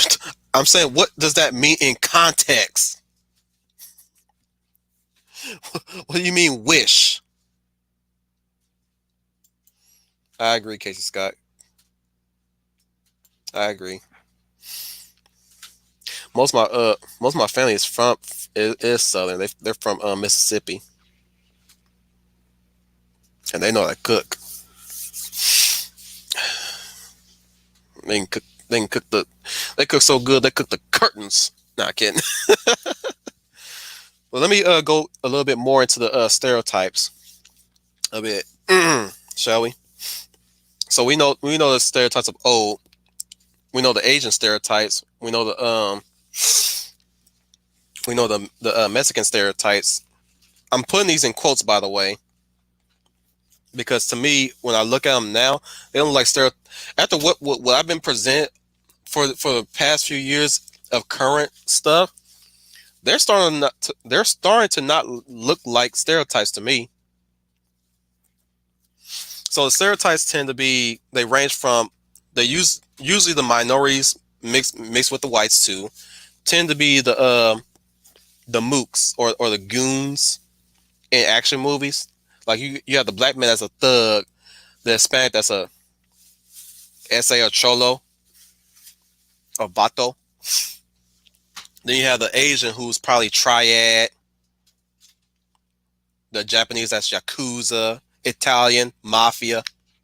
You know, those stereotypes when it comes to action movies of old. So you can make you used to make a big case about those, but here's the thing that they don't that people have overlooked. Shall we say that? They overlook that is true to life. There are black thugs out there, criminal black thugs. There are Italians that were once mafia affiliated, probably still mafia affiliated. Troy, if you're hearing this, I don't think you're mafia affiliated. There are Mexicans that are still part of that are part of the cartel, and there are Mexican gangs running around. You're what they're arguing for is that not everybody is like that, right? But it's still there. It still exists. It's the reason why I left the hood, because I know the gangs were in the hood. Now, granted, I'm not saying that the stereotypes is a deep reminder to me that gangbangers exist. What I'm saying is that I'm well aware of it and I'm okay with it. I'm okay with black people being portrayed as thugs and gangbangers. I'm also okay with black people portrayed as nerds, in the studies and all that stuff. I'm okay with Hispanics being portrayed as drug gangs. Those exist. That's true to life, which is why I don't call them a stereotype, because that's true to life. Now, am I going to go to any of my Mexican friends and be afraid of them because I'm afraid that they might be part of a gang? No, because I've sat with them and talked with them. Am I going to go to any Asian community and expect the triads? No, I'm not. Because action movies are a work of fiction, but they take something that is still a real life issue and put it in the fiction. But I'm not going to go to a Mexican and think that he's a cholo. It's called reality. It's called embracing the other instead of falling back on your baser assumptions. And that's where the insecurities come in, that when they're trying their best not to portray minorities like how they're portrayed back then. You see how scarce that portrayal is nowadays, and how when a movie does do it, they call it racist. I'm like, no, that's truth. There is black criminals out there. The world ain't sunshine and rainbows, Karen. You go. I'll tell you what. Y'all go to Mexico. Go Tijuana. Go and stay there for 3 days or so, and then get back to me on what you think about the portrayal of Mexicans in media. One example would be Rambo: Last Blood. They went nuts over that movie. Nuts. Me and my wife went there. We saw that movie. We came out the better for it because we were aware. We are aware, and it's also been trained to us in work about human trafficking. That is a real thing. Human traffickers and prostitution are a real thing in Tijuana and many other locations of Mexico and any other locations everywhere else. Not just Mexico, everywhere else. But human trafficking is a big deal. And yet, Rambo's a racist because he killed bad Mexicans while trying to protect good Mexicans. One of them being raped, drugged, and murdered. One Mexican lady told him about her sister, who was swept up and was found by the river, dead. You go to any Mexican in Tijuana, ask them about that, they will tell you that's what happens. There's documentaries about it too. That's what happens in Tijuana. Let me stop right there. Read your comments real quick. I'm on a high right now. Let plus size. I agree. Where is the strong, sexy man that will give his life for his woman? That does not scare me. I admire it, but they want to kill it, as you said. Exactly. They don't have no. And that's another thing. The women that want to demasculate the men, they have no spines themselves. They will never ever protect their children. If they're willing to sacrifice their husbands for their own greater good, what makes you think they won't sacrifice their children? If they want to demasculate their own husbands, what makes you think they won't put their children on the chopping block like that? And it's easy for them to do that too. So it's going to be easy for them to do that to their children too. Those are weak women who don't love themselves enough to love their husbands, let alone their children either. Weak women.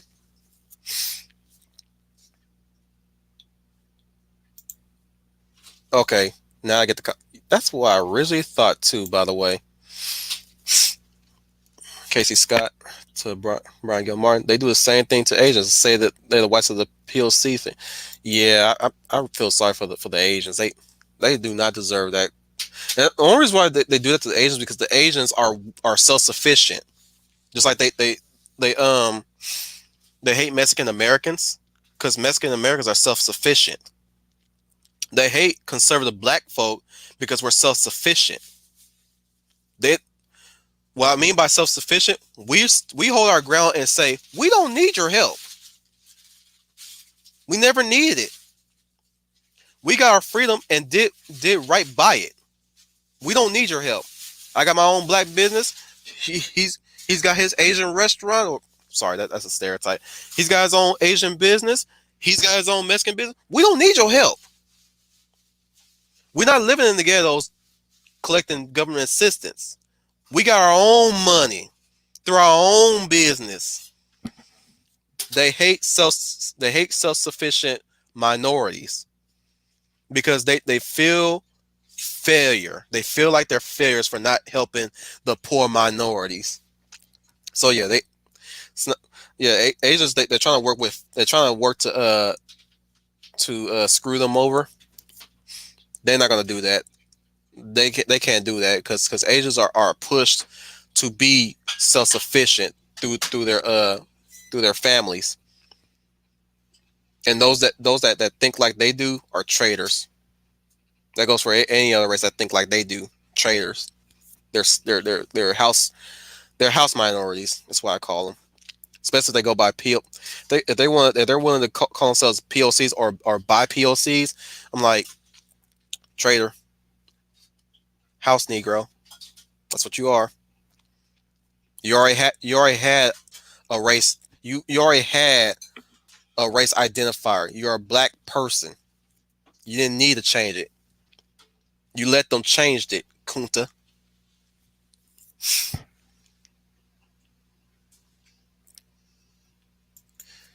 Schooner tuna.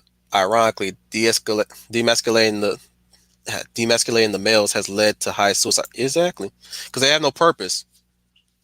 They have no purpose. You take away that masculinity, that you're taking away their purpose. Be the head of household, to be the protector, the provider. You took away their purpose completely. They kill themselves. I ain't afraid to say the word kill on stream. They will kill themselves. I'm as a say hello to Melissa Hara, guys, and wish her a goodbye. Stop by to wish you a great stream. I will see you all tonight for tonight's live stream. But before I get going, remember to give Wolf a like, comment, and subscribe. Thank you, Melissa. Thank you very much.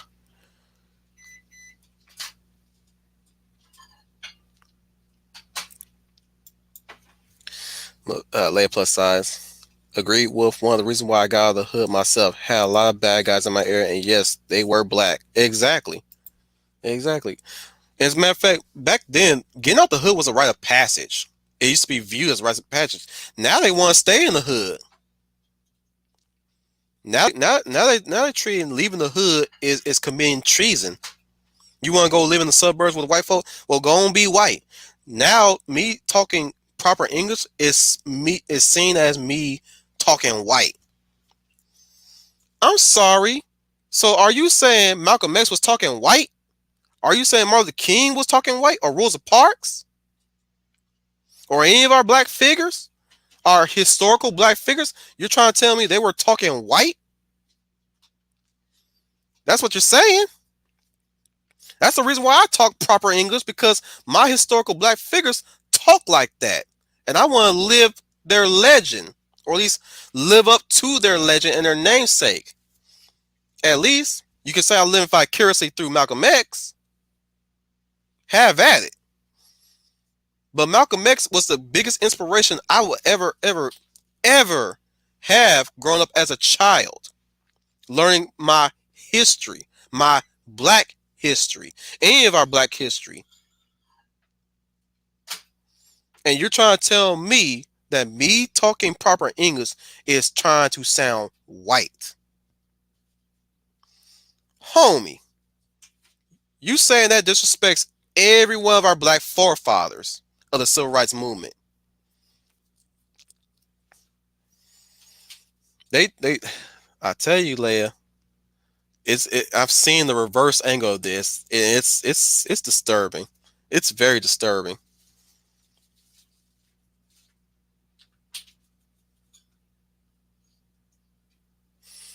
Oh, Lister, what was your how was Last Blood? Last Blood's not that bad. It's got some problems. I will say that it has some problems. But if you just want to watch it just for the carnage and all that stuff, have at it, dude. It's not that bad. It's got problems though. I rather I still maintain that John Rambo, the fourth Rambo movie, is the quintessential sequel to First Blood. I will say that. That's my sequel to First Blood, and how it ended is the ending right there. Brian Gilmore, 3 days. They wouldn't last 3 minutes. Wait a minute. Did I just hear myself say 3 minutes? I don't know what the context is there, Brian.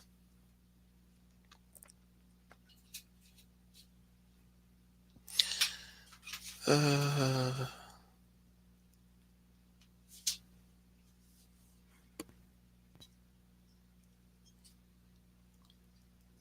I need to scroll up real quick just to see.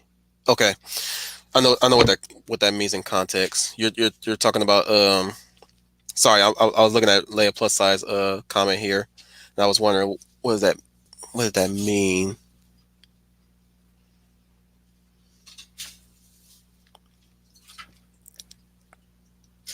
I will highlight this. Also, they want us females to be more like a man, look, dress, and act. Mm-hmm. Mm-hmm. That's not attractive to a potential mate. It's attractive to, and I will also maintain that I always question.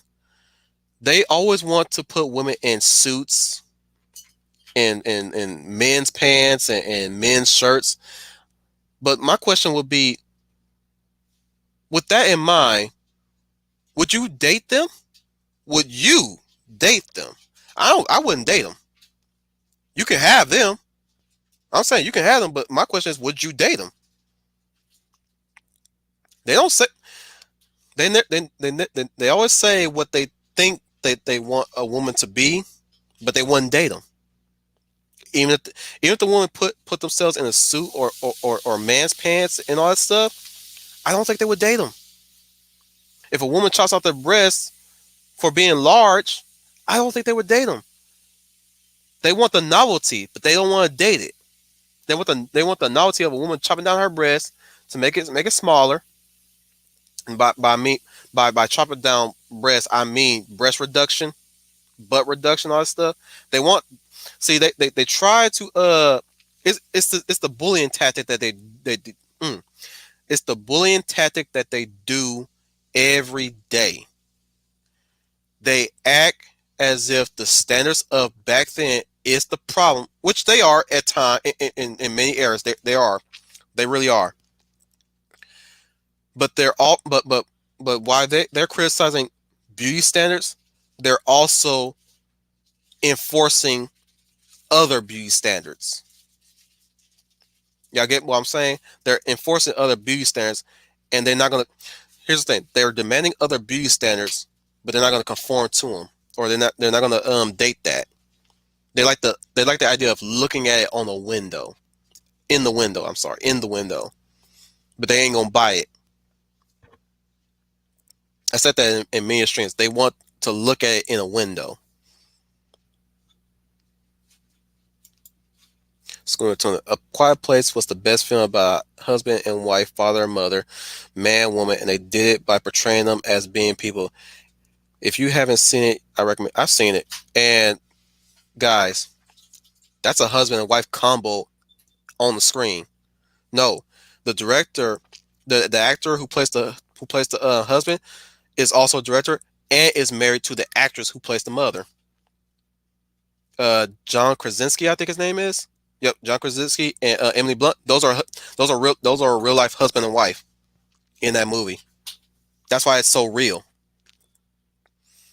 Grant, there's been many other movies where people who weren't married to each other have made it real, but I'm saying like that's a real husband and wife at work in that movie, and you could tell they're happy.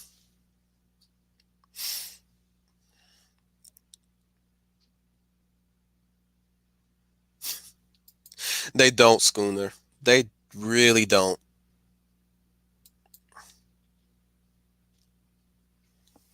Arthur Joy is here.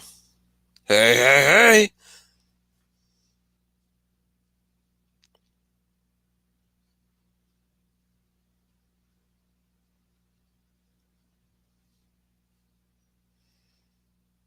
What's that reference for?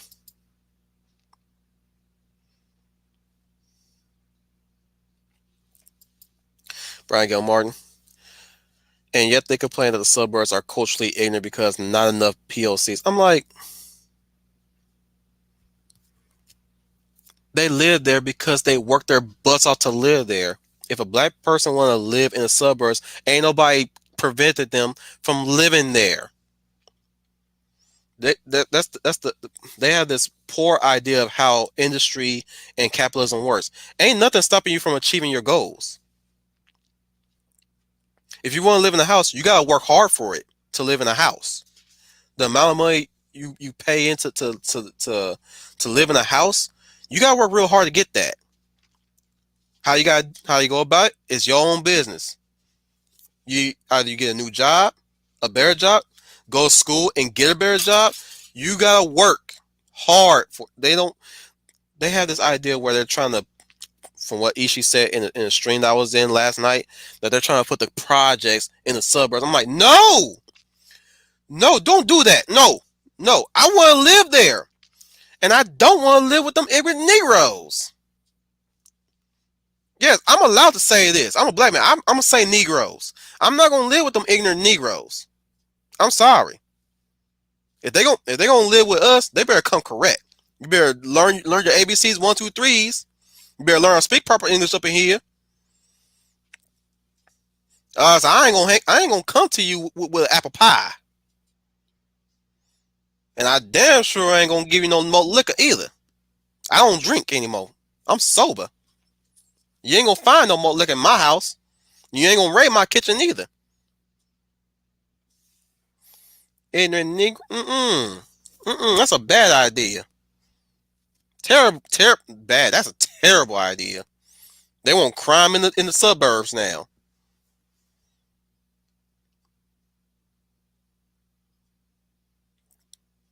As I explained earlier, yep. Bigotry of low expectations and made policy. Yep. I agree with you, Brian. Uh, Matthew Flynn, you Brit? I know it's a stereotype for us Brits to drink a lot of tea, but it's not inaccurate. Exactly. What I'm saying, and here's the thing, guys. Don't be afraid of stereotypes. Stereotypes are not inherently bad unless you design the characters in the way that how they were portrayed way, way, way back then. But certain stereotypes are not a bad thing. It's true to life. It's very true to life. It's accurate to life depictions.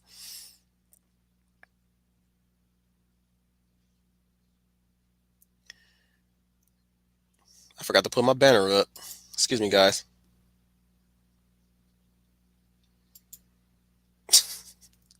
I'm an hour in. I forgot to put the banner up.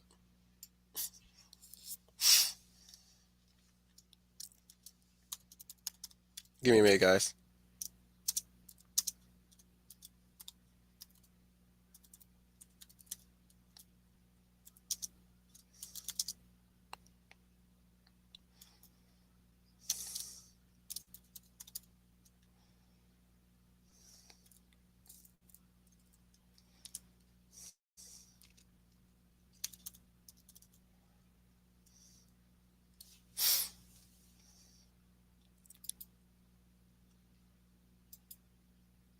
I'm about to have to make these banners so I don't have to forget.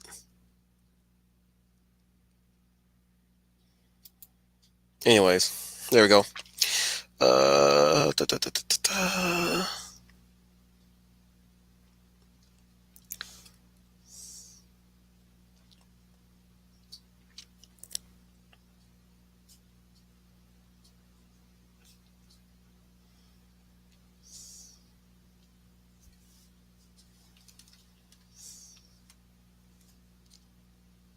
Sorry, I'm scrolling back up to see if I missed anybody.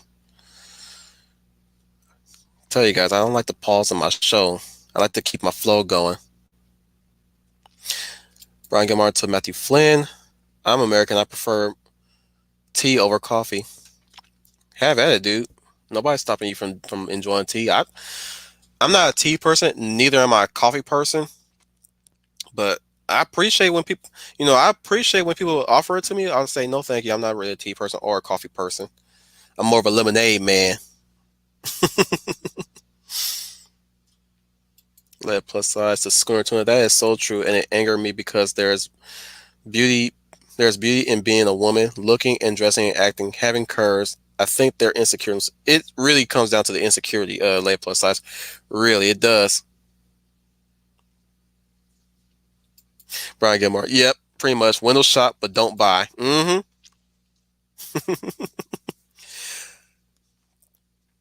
That's why I don't go by stores anymore like I do. Because if I know what I want, I'll only go shopping if I know what I want to buy. I don't necessarily go there to just window shop. If I go there, I go there to buy. I know what I want to get. Like if I had to go to an art supply store, I'm going there to buy copic markers or pencils or lead for my lead pencils and the like. I'm not going there to look and window shop. If I need, I'm going there to buy something I need, or at least I'll need later. Or if I want to buy, say, a movie, I'll go to Walmart somewhere and buy a movie. But yeah, I'm not. I'm no longer. I used to window shop a lot when I was younger. Nowadays, I'm like, you know what? Today I got a lot of money in my bank. Let me go splurge a little bit, not too much. On Lister. John Krasinski also wanted to play Captain America because he wanted to get away from being known as Jim from the office. I heard about that. It's a shame he didn't get picked too, because he would probably been a good Captain America too. Who knows? I don't know who that is, Artificial Joni. I know you were doing that. I was doing my Fat Albert impression. Brian Gil Martin. Like I suggested earlier, women would rather look like Kasumi from Dead or Alive than Abby from The Last of Us 2. Exactly. That's why I like. Let me ask you guys this: when you look up cosplays, have you even seen any Abby cosplays that much? I saw a few, but I've never seen that many Abby cosplays. I've seen a lot of Ellie cosplays, but not Abby. I've never seen no Lev cosplays, no Dina cosplays. Nobody wants to be Dina, and nobody wants to be Abby. And if they do, fine. If that's who you want to cosplay as, have at it. But I've not seen that many Abby cosplays. What do you mostly see? You see Starfire, the sexy Starfire, sometimes from the comics, sometimes from the TV show. You don't see Titan's version of Starfire from the show Titans. You see Coriander, the Coriander. Let's take it even further. Kasumi gets a lot of love from the cosplayers. Same thing with Bayonetta, Mai Shiranui. Who else? Tira from Soul Calibur. Xianghua. Uh, Song Mina. Tina from Dead or Alive. Rachel from Ninja Gaiden. Women like to be sexy. They don't understand. Women like to be sexy. They'll make up any reason why they want that women like to be. No, they like to be. I'm like, wasn't it empowering? Last time I checked, wasn't it empowering for a woman to be sexy? Now y'all don't want them to be sexy because apparently, oh, it's conforming to patriarchy because they're being ogled by dudes. I'm like, but sexual attraction isn't a bad thing. Attractiveness isn't a bad thing. How do you think animals get together? Through attraction. I know I know I compare us to animals a lot, but there's a significance to comparison there. There's a science to significance of comparison between us and animals. There is physical attraction. That's how animals select their mates, their breed, the mates that they mate with. Sometimes there's competition. No, all the time there's competition in the animal kingdom. All the time. All the time. It they don't get it through their heads. It's all about the feels. It's all about the feels. They feel like they're conforming to the patriarchy. They feel like that the man is ogling them. Or every man that ogles them is a horn dog. No, sometimes we're just like we find you look attractive. We find that you look sexy, and that should not be a problem.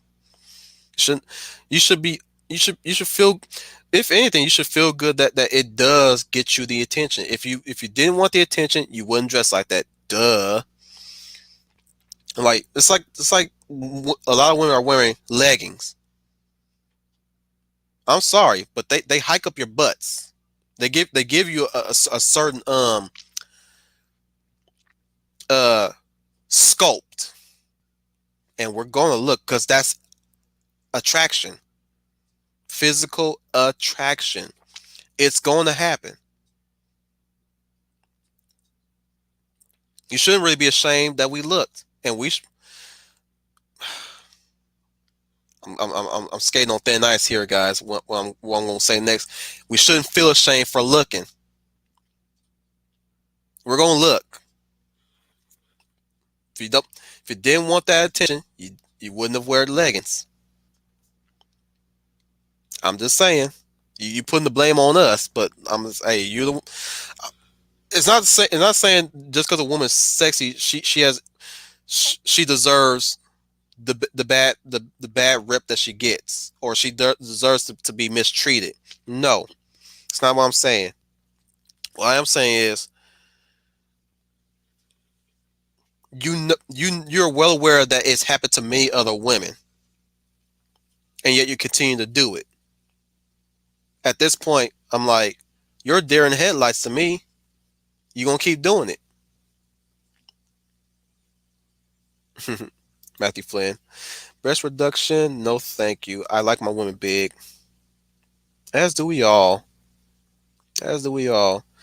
Now I'm more of I'm a butt man myself, but the thing is, it don't matter to me what size it is. What really matters to me is your personality and how you think. Truth be told. Truth be told, I rather like a woman for her mind too. But as far as her beauty, that gets my interest. Her mind gets my attention. I done, I done told too much of myself now at this point. It seems like you guys are talking about a lot of tea stuff. Schooner tuna.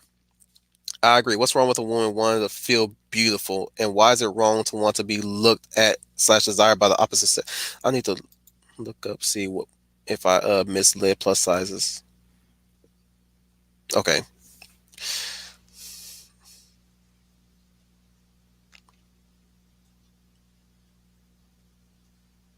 sorry, I need to continue that one.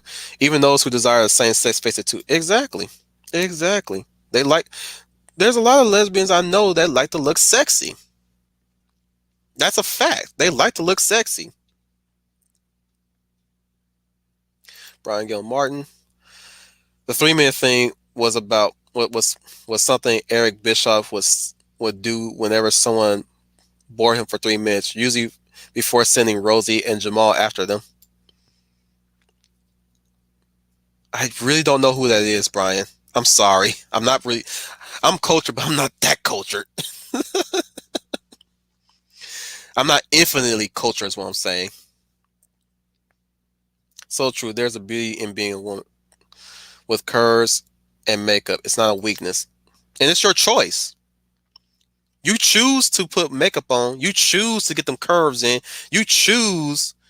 Some choose to get the breast enhancements if that makes them feel good about themselves and make them feel beautiful. They should not be shamed for it either. That's where the suicide comes in too, because they feel shame for doing it sometimes. Same thing with men. Here's the thing: if a man wants to put makeup on him, that's his decision. All right, I'm not the person to be judging a man being okay with putting makeup on either. I'll tell you right now, a lot of your favorite actors, men, I mean, put on makeup for that acting gig. They do. They get makeup applied onto them as well. But as far as them on their free time, stuff like that, I'm not one to judge that. That's your choice. I'm more of a I'm more of a choices person. Like the choices that you make, I will say this. I hope they're good choices. I hope the choice don't hurt you in the long run. But it's your choice, right? Ch- like choose, but have some self control in your choices too now. But at the end of the day, make a choice. Indecision is what's going to get you killed sometimes. Owen Lister just finished the color. a color drawing of Jenny in an alternate outfit. I came up with that was inspired by Molly Ringwald from the Breakfast Club. Huh? Molly Ringwald from the Breakfast Club. Okay, now. Okay, I like that. I'll have to check it out when you post it. Whenever you post, I'll check it out. I want to see that. Lead plus size of schooner tuna. Yes, I agree. I think it's because the SJW hate themselves that can't get off their butts and make good of their own life. Instead, they want to ruin others, and also shame others and project their own insecurities onto others. They also, it's really the like I said, they're bullies. Plain and simple, they're bullies, and they come in two varieties. See, I miss the old bullies, the old high school jocks, the pretty girls, the queen bees and all that stuff. I miss those bullies. I don't like these new bullies because at least the bullies that we face in school, us growing up, we can stick it to them. But unfortunately, these people involved into the SJWs that we see today, they are high school bullies. They're schoolyard bullying. They're shaming people for wanting a. As a matter of fact, wanting a preference is contemptible. Did you guys know that? Wanting a preference is very contemptible. You know that? So, say for instance, let's look at the male perspective. I know we talked a lot about the female perspective, but let's go into the male perspective, to the male SJW perspective. I hate to use Leia Plus Size for example. I hate to use any of you guys for example, but here we are now. I might as well go away, right? But say for instance, Leia Plus Size, from what I've seen thus far in her comments, she likes Steve Rogers, right? So let me assume this, and again, this is an assumption. You want a chiseled dude. You don't want Fat Albert. You don't want a slob. You want a chiseled dude that goes to the gym every day, that goes to his job every day on time, come back home on time, ready for a cooked meal. I know. I bet you cook a mean dinner, don't you, Leia Plus Size? But you want that kind of man. You don't go looking for Fabio either, from the books that they have at the supermarkets and the pharmacy markets. You want a chiseled dude, and I'll tell you right now, women like a chiseled dude because a woman likes a man that tastes good. As I explained with the war on father on parenthood, women want a dude that knows how to take care of himself, that knows a great deal about taking care of himself. That includes grooming, exercising, living a healthy life. A dude that takes care of himself is security for a woman. I'm going to repeat that. A dude that takes good care of himself every day, even if he does fall short sometimes, but he still keep that train going, that's security for a woman. A woman likes to be a real woman, a well-rounded woman, as I mentioned, wants a man that can offer her and provide her security. Yes, a woman can take care of herself. A woman can prove that she can take care of herself. But what she wants at all times is security. And they'll go to the man that will provide that security. That's just biology. That's nature. I'm sorry to say it. That's a foreign concept to these guys. Actually, I'm not sorry. That's a fact, man. That's a fact. I'm sure Leia Plus wants a secure man. She don't want no insecure man. Insecure man is a weak man. Women don't want weakness in a man. They don't. If a man is falling short, they're gonna remind the man. They're gonna remind the man of what he is to keep him going, to keep that security going. I don't care what any of these nutsos say. They can shout me in the comments of this stream. Once the stream goes up, they can shout me in the comments all they want. Have at me. But you ain't gonna change my mind. You was not gonna change my mind, and you ain't gonna change this woman's mind either.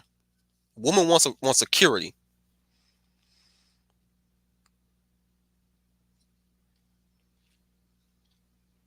Y'all talking about coke?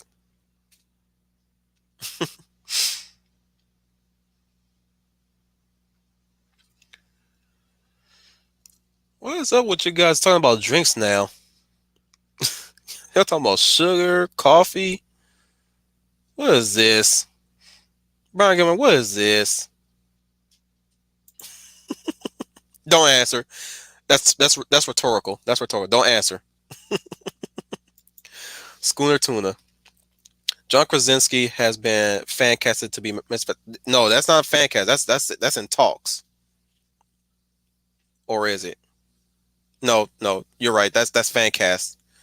No, I thought they were in talks to hire him and Emily Blunt as Sue Storm and Reed Richards. But no, I heard that was just somebody's fan cast. I think I heard it in Midnight's Edge. I was in Midnight's Edge stream. They were talking about that too.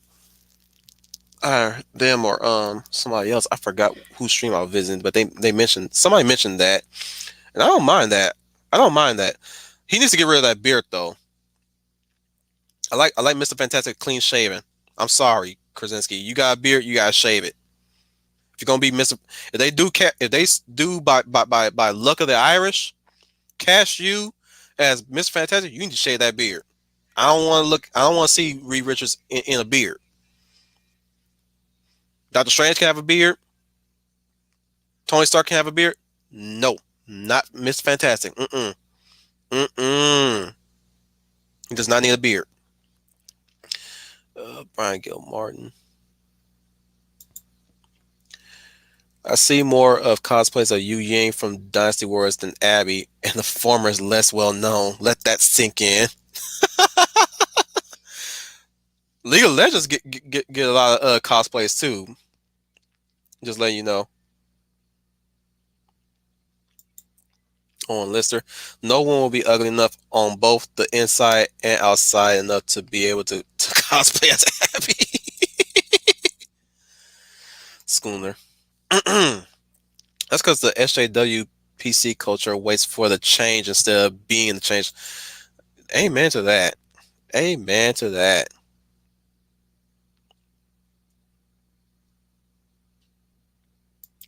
Brian Gilmore, proof that PC is a vice and not a virtue.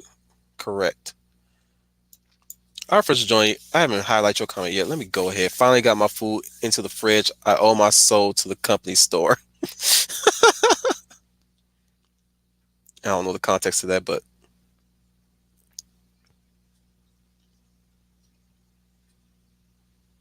oh, that's who that is. Okay. Is a highly degenerate video game reviewer. Highly amusing. I'll probably have to check him out one day. Plus size. Every woman can look beautiful of all shapes and sizes. You just have to work with your own beauty. Exactly. Amen to that, sister. Amen to that.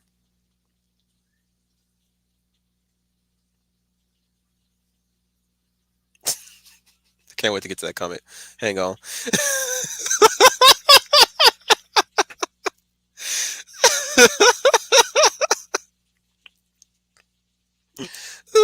Oh my goodness.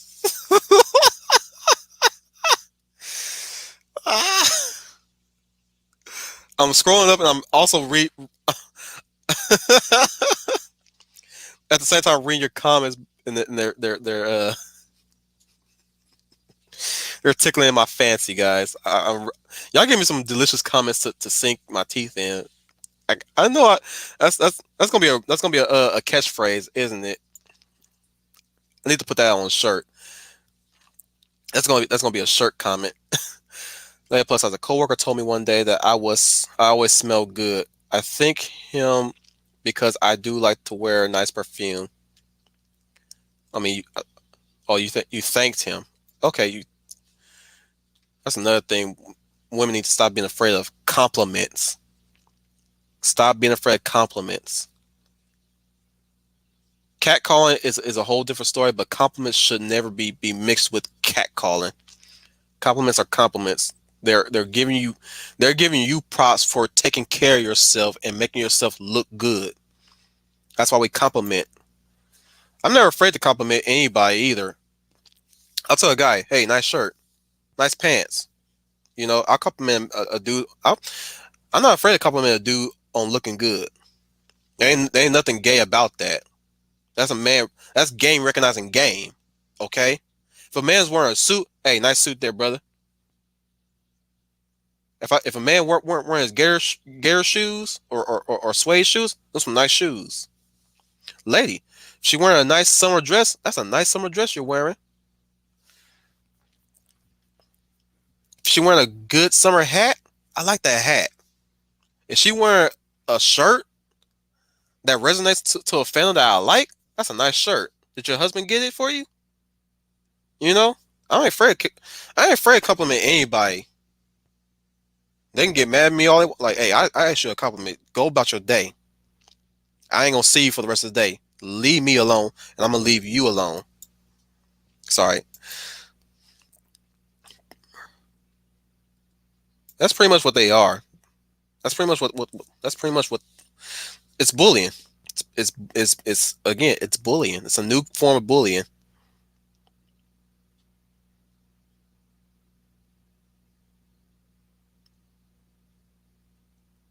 I don't know what that means, Joni. Let plus us again. Gentleman does not bother me. If a man looks, I take it as a compliment. I take it you open the door for a man too, just to be a gentle woman. You because I open the door for a man too, and I open the door for a woman too. It goes both ways, but baby, it goes both ways. That's called being a model citizen, a model decent human being, basically.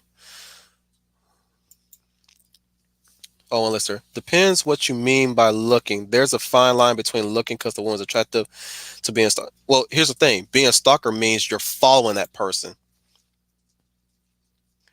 If you let's just say this. Let's just say this, Owen. If you're walking by and a woman walks by you and she's pretty and you look and you go about your day, you're not stalking her.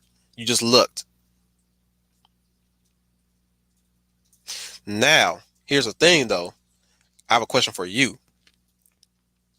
If you look and she look and she gives you that look, what would you do? And I'm talking about that little quick smirk in them bedroom eyes is what I'm talking about. Them bedroom eyes. What would you do? That's my question. But being a stalker, no, a stalker is basically following a woman. You're following a woman, and it's not really the attraction; it's the lust. That's not attraction. That's lust. Physical attraction, you will be if you approach a woman and talk to her. That would be physical attraction. But if you follow her, that's lust. It's not attraction. Why y'all keep talking about coffee? What's up with y'all with coffee?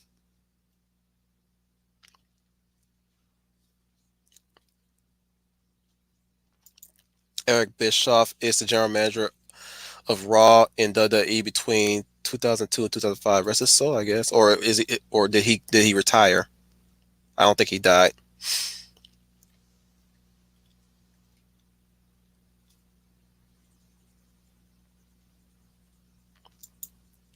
Brian Young Martin. That reminds me. I've been working on a picture of my character Nicole defending a child from the Jersey Devil. Good on you, bro. Let me know how it turns out.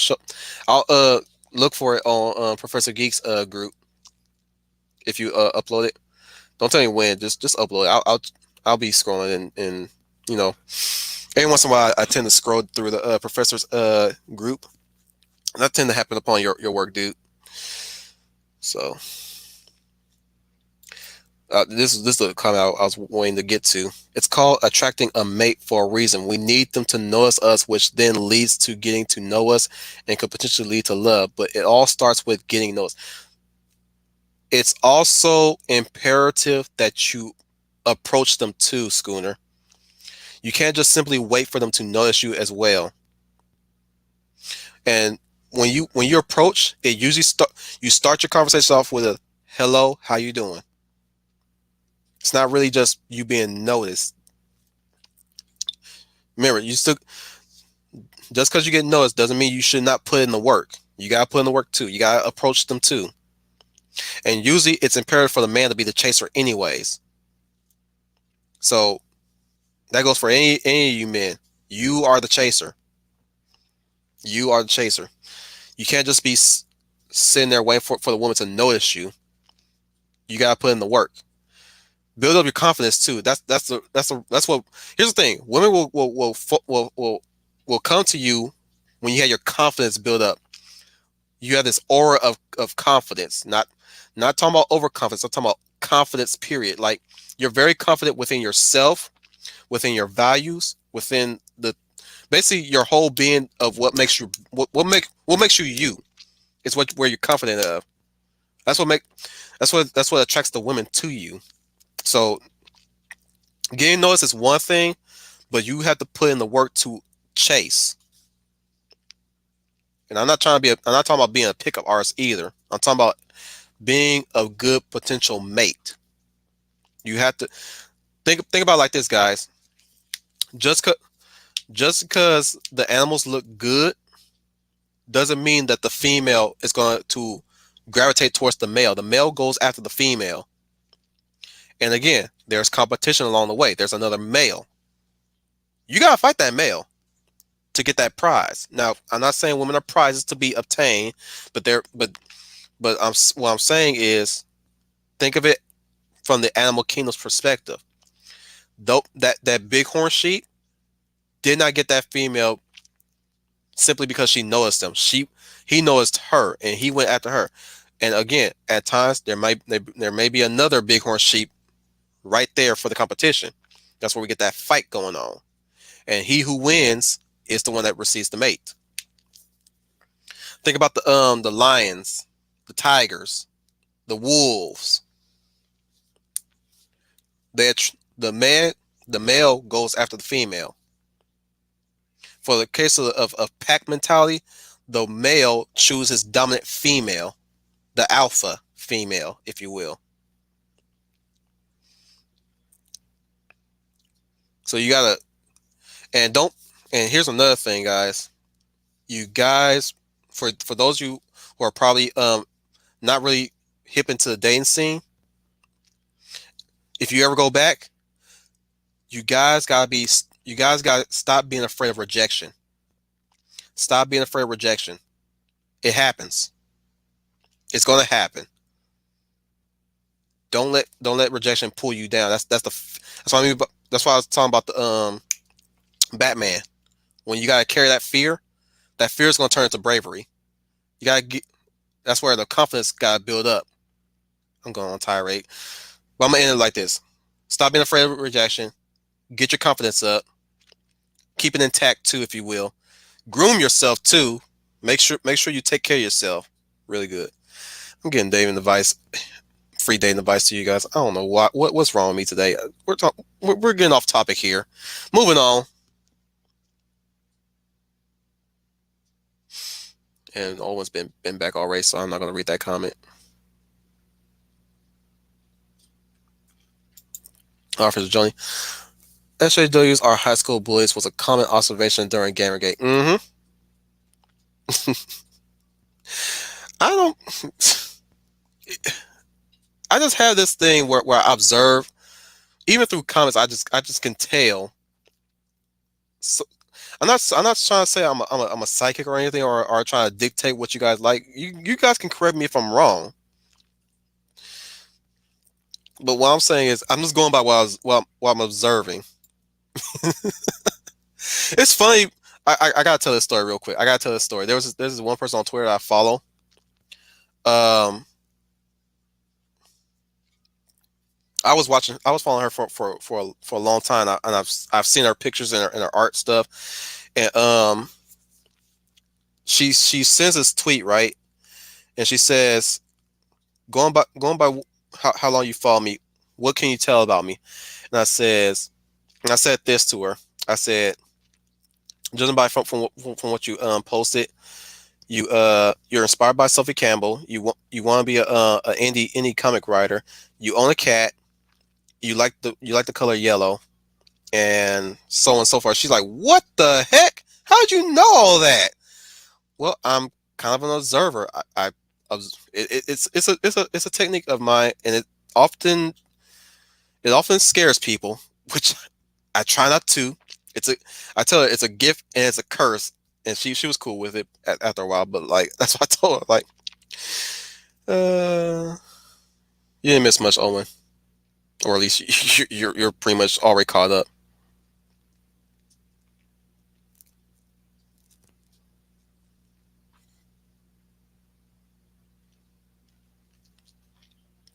I'm sure you. Okay.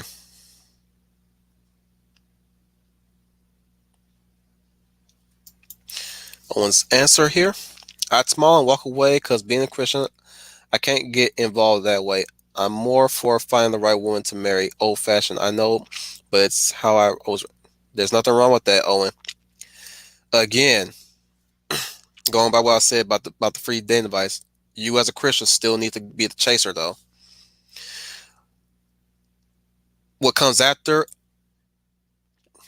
What comes after is entirely between you two. I can't really say what the one will do once you, if you do find Mrs. Right, is what I'm saying.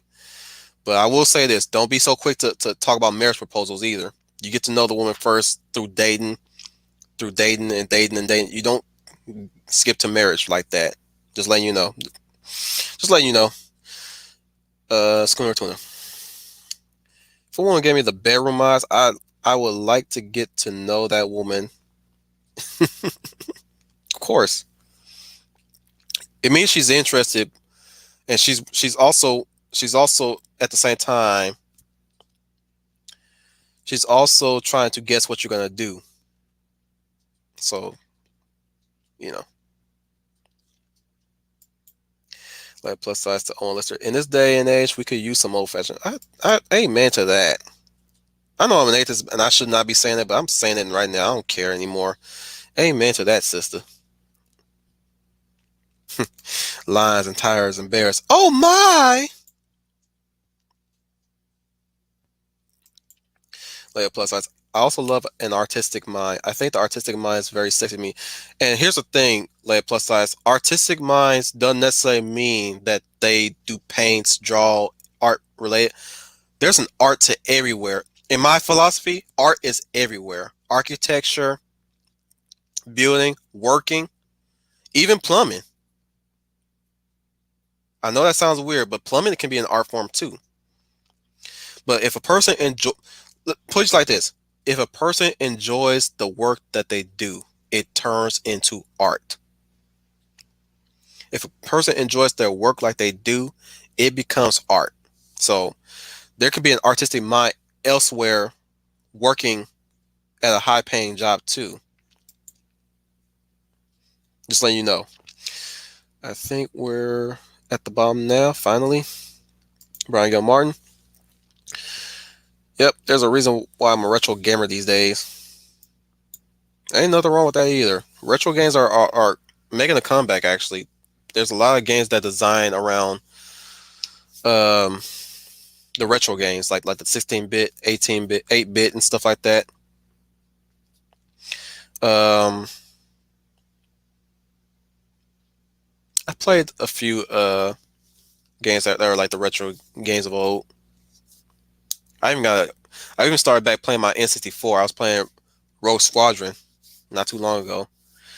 Still gotta get back used to that controls because I haven't played the 64 controller in a long time.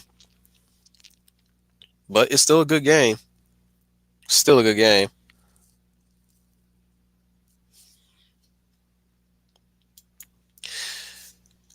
I Layer plus size. I agree. If they have passion for what they do, it's attractive to me. Exactly. Happiness attracts happiness. We getting a little bit off topic from this. We're actually talking about some life changing stuff and self improvement stuff now. But you know what? That's fine.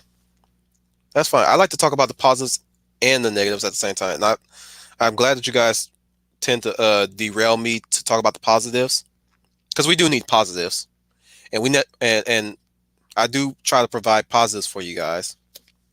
We're not we're not a bygone era as most people like to see us as. The people like us that knows how to live our lives, how to be self sufficient, how to dedicate our lives and commit to our lives and have discipline within our lives.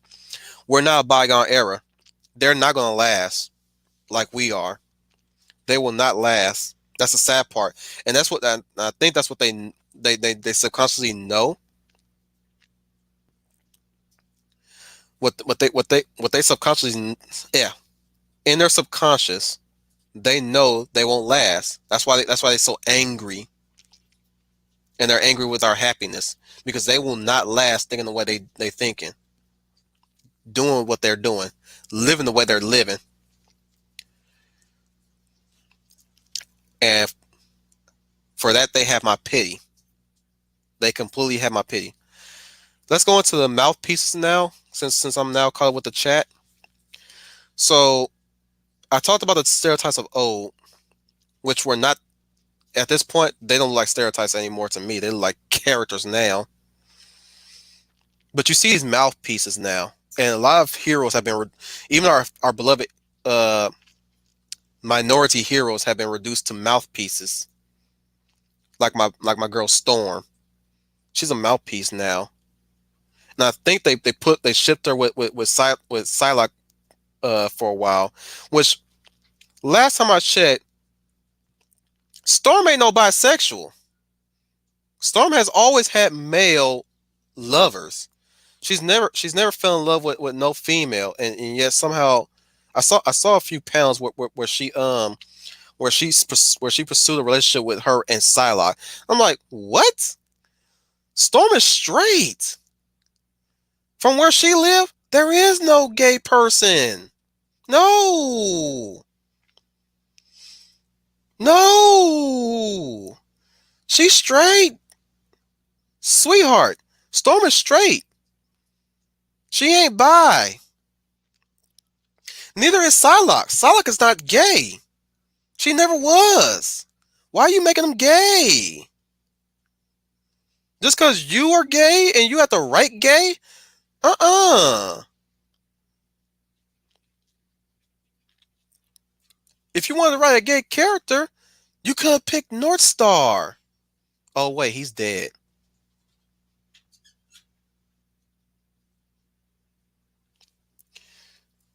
Or like Rose Tico from Last Jedi, where she quote unquote educates Finn, a soldier, about the purchasing of war between both fronts. I'm like, excuse me? You're just an engineer. Technically, you're not a soldier. Don't tell him what it is like about war. You are not the aficionado about war. Last time I checked, you were in a dark corner crying about your sister, who was a soldier, who died in the battle of combat. You have no right to criticize the rich about war in front of Finn.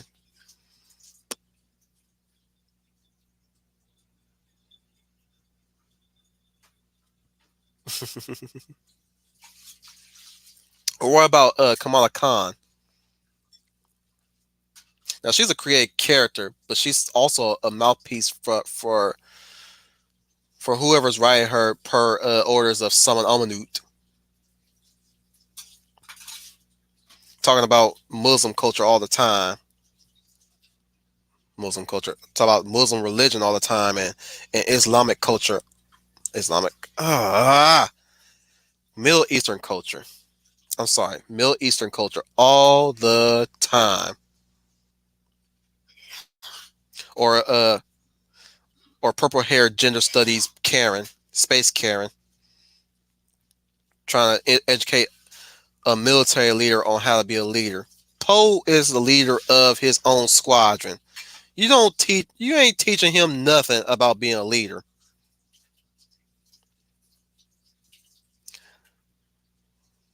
It's funny because I'm thinking now at my sequel trilogy rewrite, I was still adding Holdo, but I would written her better than Rand Johnson would have.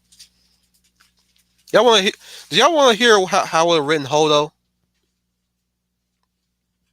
Would y'all want to? Would y'all like to hear me on how I would have written Holdo? I can find. It's funny how I see certain characters and I can instantly find a way to write them better, even though I'm not the best writer, and I say so with clarity. Like I'm not a good writer, but you know an idea man. But you know how my mind works when it comes to writing characters better, considering what we got with Holdo, especially if the plot calls for Holdo to be used. But if you guys want to hear it, leave in the comments. But I'm gonna keep talking. Another mouthpiece. What's another mouthpiece? Oh yes, Cena Grace's. I'm calling this Cena Grace's Iceman. That's not Iceman. That's Cena Grace's Iceman because that's Cena Grace written into Iceman. That's not Iceman. And last time I checked, Iceman wasn't gay. Iceman was a failure, a Blaze man. Hang out with he fell in love with the wrong. Well, there are times he was a bad boyfriend, but he's also terrible at choosing the right ladies too. That's only because of the writers, of course. But never once did I thought he was homosexual. That was for somebody else to write them as homosexual because they couldn't. For some reason, a homosexual could not write a straight person. Excuse me.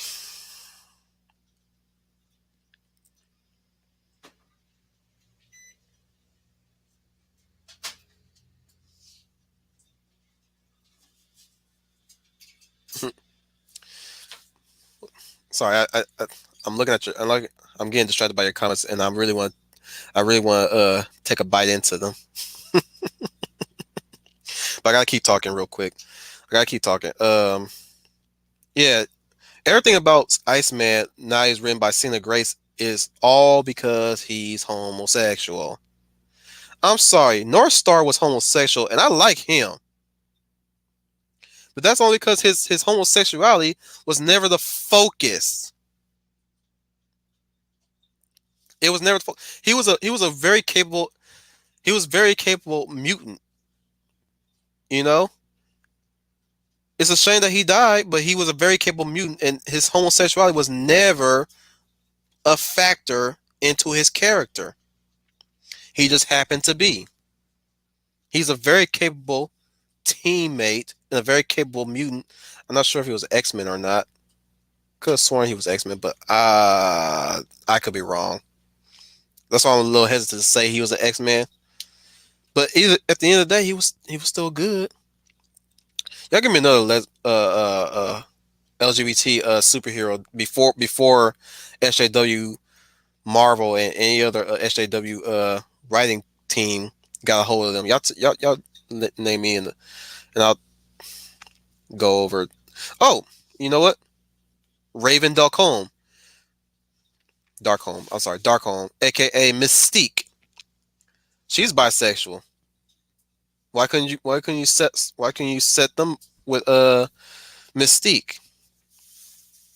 Yeah, she has a lot of male lovers, but she also have Destiny as a lover. She's in X Men Evolution. If you guys don't know who Destiny is, she's in Evolution. She's that blind woman that can predict the outcomes, not necessarily the future. Or think she I think she has clairvoyance. That's probably one of her powers. But she has her. She also had another lover too. That was a woman, I think. either way, why couldn't you use her if you guys want to put a alphabet person to write an alphabet person? Could have put him with Mystique. She's bisexual, technically.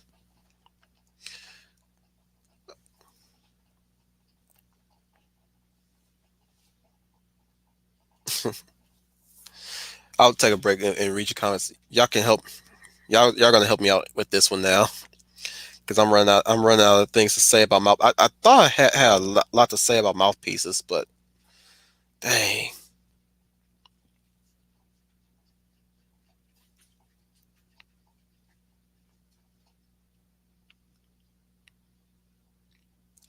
Fine, Owen. We'll do the Blade Trinity one day.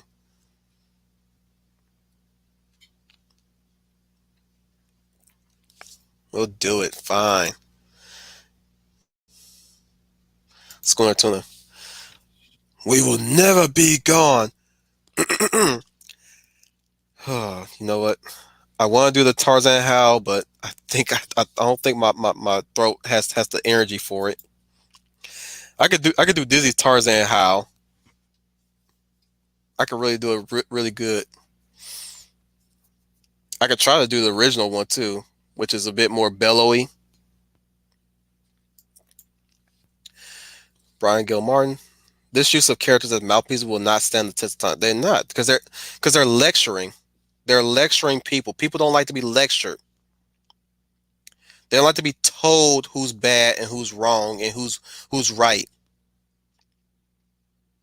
And majority of these mouthpieces, they act like children. When every time they yell at the heroes, even the adult heroes act like children. They sound like children when they talk to other heroes, trying trying to lecture them on their mansplain or lecture them on their patriarchy and stuff like that. Hold on, Lister. Of course, Thorn gets all the men. Have you seen her? She's drawn like a goddess. Of course she is. She's also a nudist. Did you know that? She likes going out naked. People forgot that detail, or at least they choose to forget because, of course, that will just depower her, despite the fact that she can create hurricanes. Just because she likes to go out in the nude does not make her a weak character. She can cause a flood if she wants to. I'm gonna respect that woman, okay? She has and she's more than proven why she should be respected. She man, sorry, she womaned up over the years in the history of comics. That's a woman. Put some respect in Aurora Monroe's name, okay? Aurora Monroe. Put some respect in that name, you writers of new. Schooner Tuna. The writers make these characters mouthpieces because they think of the character says it once it was always there.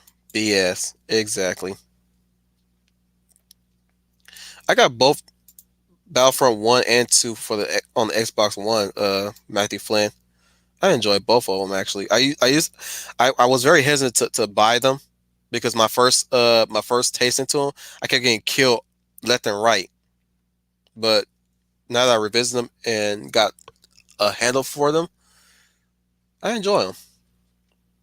I'm not getting Battlefront 2.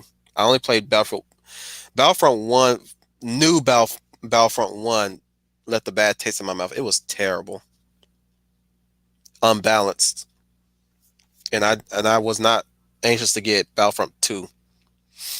And people keep urging me to do it. They keep telling me, "Get it. It's better. It's patched up. It's better." No, the game has to be good from the get go, and the game's campaign, the story campaign that they put it on, has to be good too. So I'm sorry if neither one was there from the get go. You lost a customer. Schooner Tuna. I hate to be I hate to speak in callous terms, but Storm dated Wolverine and married Black Panther and saw like it's the best she can do. I'll tell you, the SJWs were desperate. Biggest mistake they ever made was separate her from Black Panther. Consider what movie was the highest grossing movie of all of its time. Man, Marvel, you really flubbed that one big time.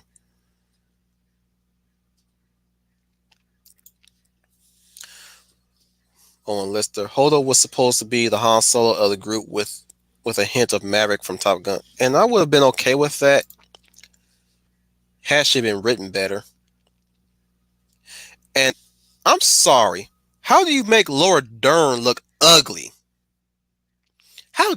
No, I take that back. How dare you make Laura Dern look ugly? Yeah, she aged up, but she still looks good. Laura Dern from Jurassic Park? Ellie Sattler from Jurassic Park? How do you make that look ugly? In spite of her age. Freaking Carrie Fisher looked way better than Laura Dern in Last Jedi. Despite what she was wearing. How did you accomplish that? One of them supposed... I, bruh. Both of them supposed to look beautiful, period, despite their age. But how did that Carrie Fisher look way better than Laura Dern? Wow. That was a big misstep on their part. That's the one thing that hurt my soul. How is that Laura Dern look way worse off than Carrie Fisher? Rest her soul, by the way.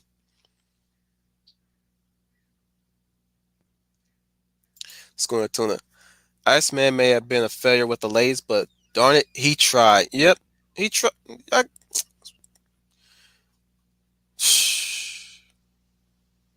Iceman never been my favorite mutant slash X-Man, but he was cool, and I mean the pun with intent. That pun is intended. He was cool. Was cool.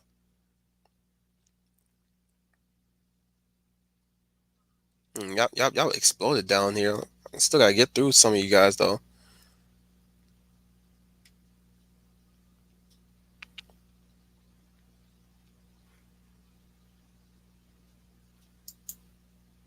To pander, and the person who was writing was also homosexual too, Brian Gilmartin. So again, it's all about identity. The Selena Grace's gayness, and I'm going to say that right now, gayness is his identity. So he made Iceman gay, or at least somebody made Iceman gay for him, so that he can write Iceman gay, because Selena Grace's gayness is his identity. Your identity is a human being, you nincompoop, not your gayness. That's just a added layer to your humanity. It's not your identity. Your identity is humanity. On Lister, wasn't John Constantine written to be bisexual when he first? Yeah, he was intended to be bisexual. He's got a lot of lovers. He's a very degenerate anti-hero. He's got a lot of male lovers and female lovers. Though for the life of me, I will never understand why he slept with White Canary and Agent Legends of Tomorrow. That was weird. That was a weird episode. They were good friends, and yet somehow they slept with, like, that was stupid.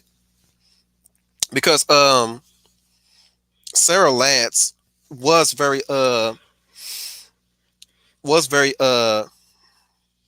accepting of her homosexuality, and for her to like outright sleep with John Constantine like that was weird. Maybe there's some magic work afoot. I don't know, but I'm not going to get too much into it. But to answer your question, yes, he's bisexual, intended.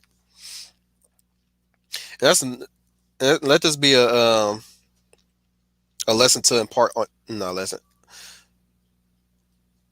encouragement. I encourage you guys, for whatever character change, or for whatever character you want to design, be they homosexual or lesbian or bi, or whatever, make sure that's what you intend them, what was intended. Just make sure that. Make sure that that was your intention. Okay. Never. I know you guys won't do it, but I'm just saying this. Never put it in because you think people are going to be comfortable more with that, or don't let nobody talk you into changing the character's race. That's not your intention. You know, let that be your intention.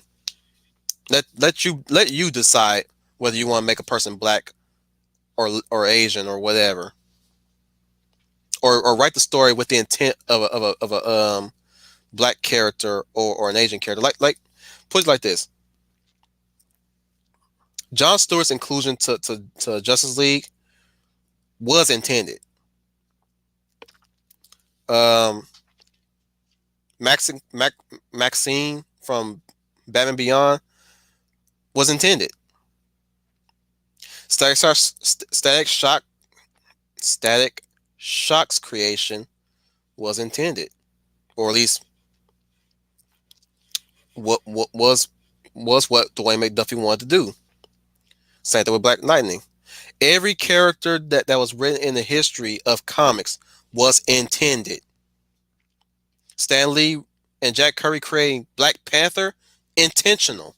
They wanted to create that character. I think it was Jack Kirby and Stan Lee that created Black Panther. I think. Um, the X-Men, per Chris Claremont, it's the reason why we got Storm and Peter Rasputin, Colossus, if you will. I think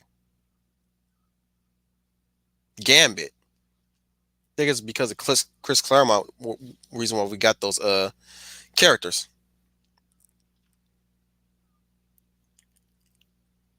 Sorry, I had your kind of highlighted too long. I just ended up skipping it, Brian Gilmore. I'm sorry. Carol Danvers became a mouthpiece for third wave feminism when she became Captain Marvel. I tell you, I still miss second wave because second wave was all about the embracing sexuality and beauty and owning it. I miss second wave feminism about that.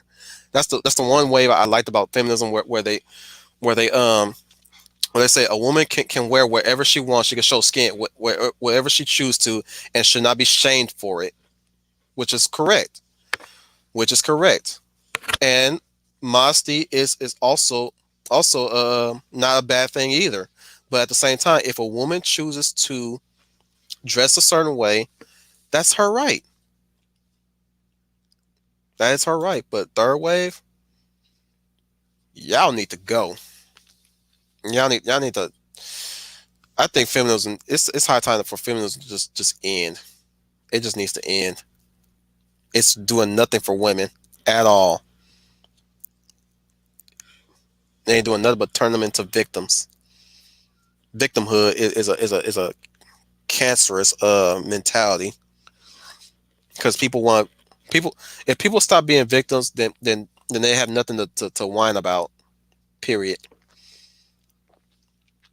That means they have to actually go out and do something about their lives. They don't want control, and worst of all, they don't want control over their lives. They want somebody else to control their lives. It's that. Oh yeah, they want control. They want somebody to control over their lives, and they want other people to control other people's lives. At least they want to be the ones in control, while at the same time being controlled by other people too.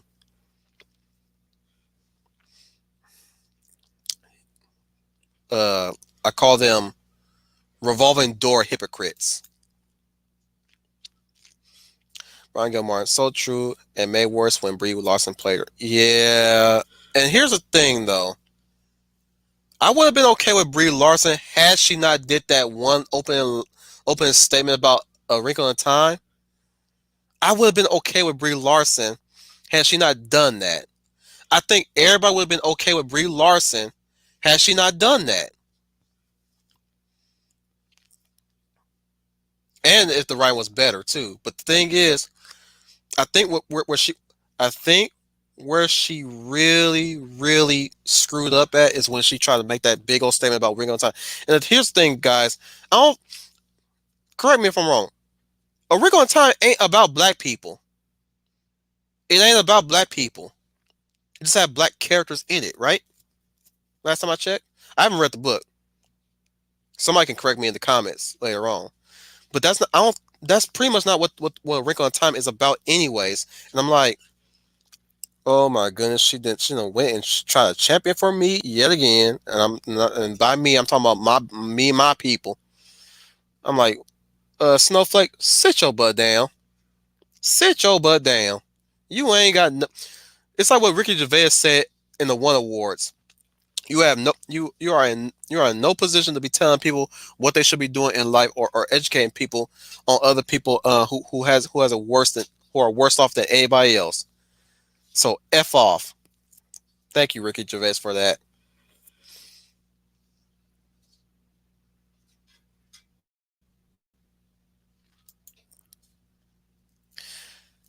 Uh Lay plus size. Amen on the comments about Storm. My deal is when they change a straight person to LGBT. Why? Why can't they create an LGBT character that's original? They do, but the problem is that they have. But the problem is that they make the sexual orientation the identity. We've seen what they've done when they do create characters. They're the thing is this: they're not comfortable writing outside their identity. They live, eat, and crap their identity. They are conditioned to be that, completely conditioned, and they think they have the smarts to educate other people on their identity. I'm like, you need to sit down and shut up. Go somewhere with that. Not everybody lives your life.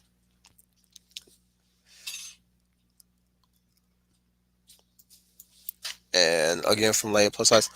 And also, they won't last because being a mouthpiece doesn't make you special. Exactly, they don't.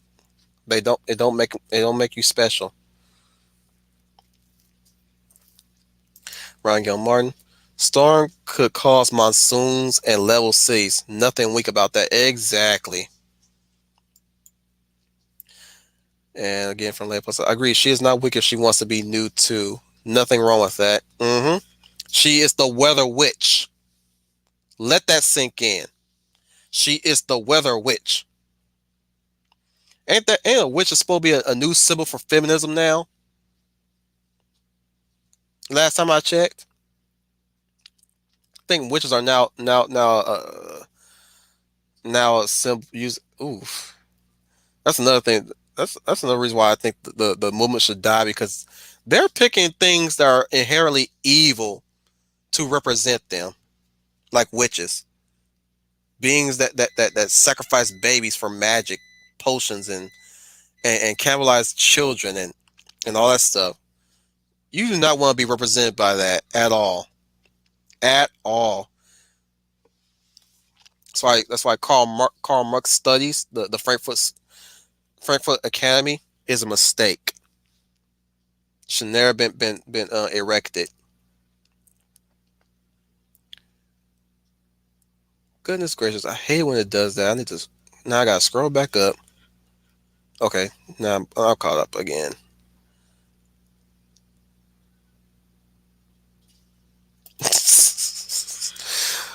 Did I say Hodo? I meant Poe. Whoops, my mistake. Oh yeah, Poe. Here's one thing I want to say about the sequel trilogy and its failures. Ray, here, okay. Here's the thing. I'm gonna tell you how it was written each character. So let's start with Ray. Ray would have been already a Jedi. Let's go with that. In my rewrite, she would have already been a Jedi. She wouldn't be no Jedi in training, or nobody. She would be she'll be a Jedi of Luke's school, his academy, and Finn would have been the Padawan she would train.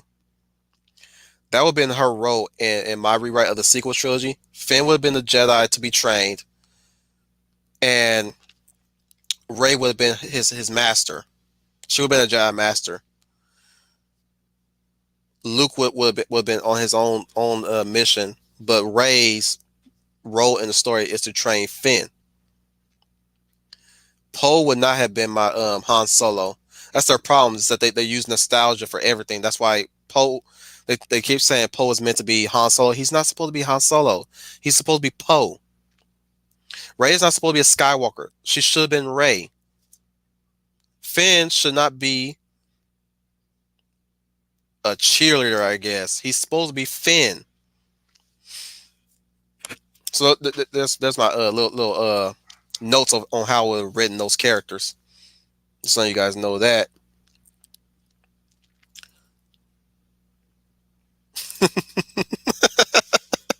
I put more trust in your writing Star Wars than Ryan Johnson.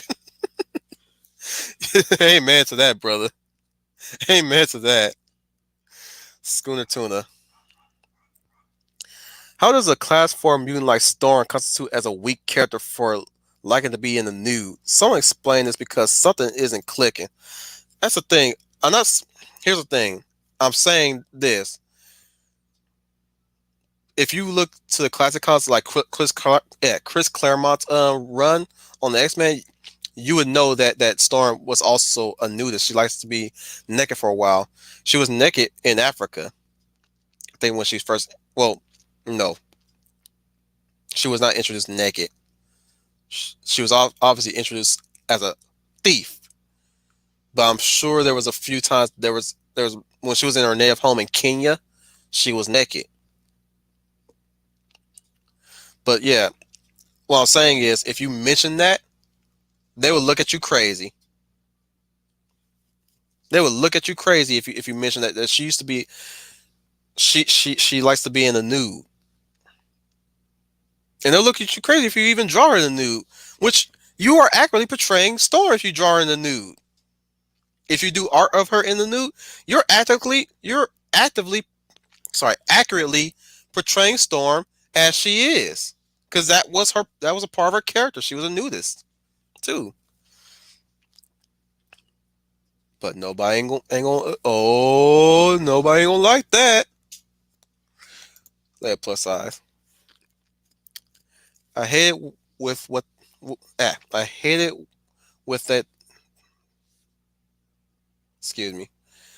I hate that they did.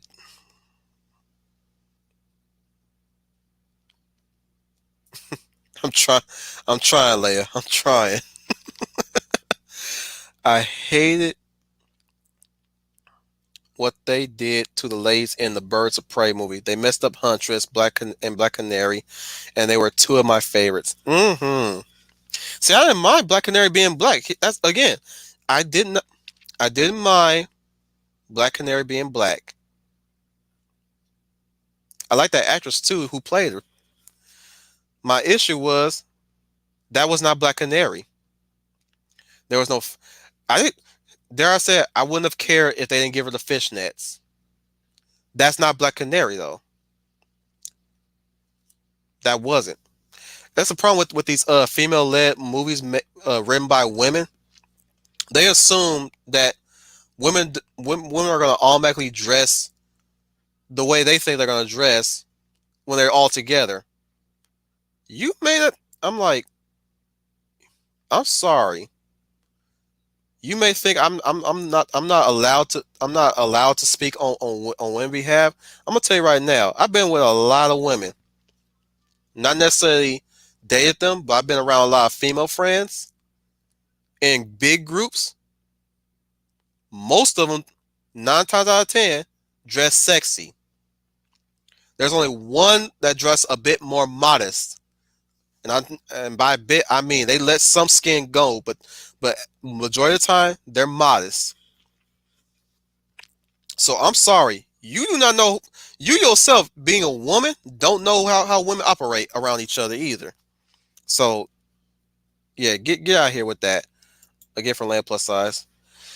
I also don't like that SJW feel on a woman can Sorry.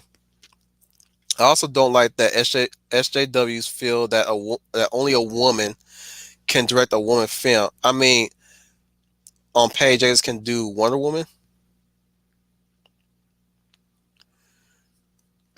Yeah, I think here's the thing about that notion. I I think it's more challenging for a woman to write a story with a man as the protagonist. They don't. That's the thing. They don't challenge the women. They want the women to be samey and safe. They don't want a woman to write a man through a woman's perspective, to do the research or talk to other men about how to write men. Because even in that Birds of Prey movie, the men are completely incompetent. When every woman that I know knows that men are not that incompetent at all. It's going to turn into Leia plus size. I will never forget that film. Helena Bertinelli, Dinah Lance are two of my favorite DC characters. I know Huntress is way. I feel bad for Marie Elizabeth Winstead. I feel bad for her. She was Ramona Flowers in Scott Pilgrim, man, and they dressed her up that way. Oh my goodness. I'm going to skip a bit.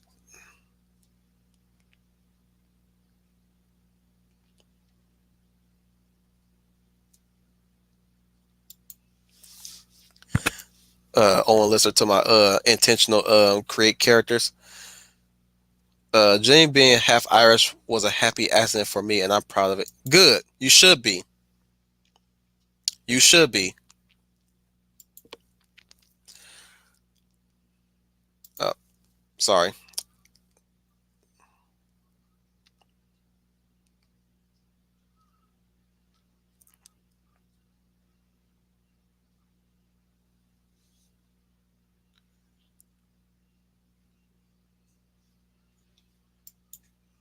All right. Leia plus I setting the record straight. The book Wrinkle in Time was race swapped in the movie. In the book, the characters were white. The director felt it would be better with black characters, so she changed it. Oh, screw her. You know one thing that pissed me off even more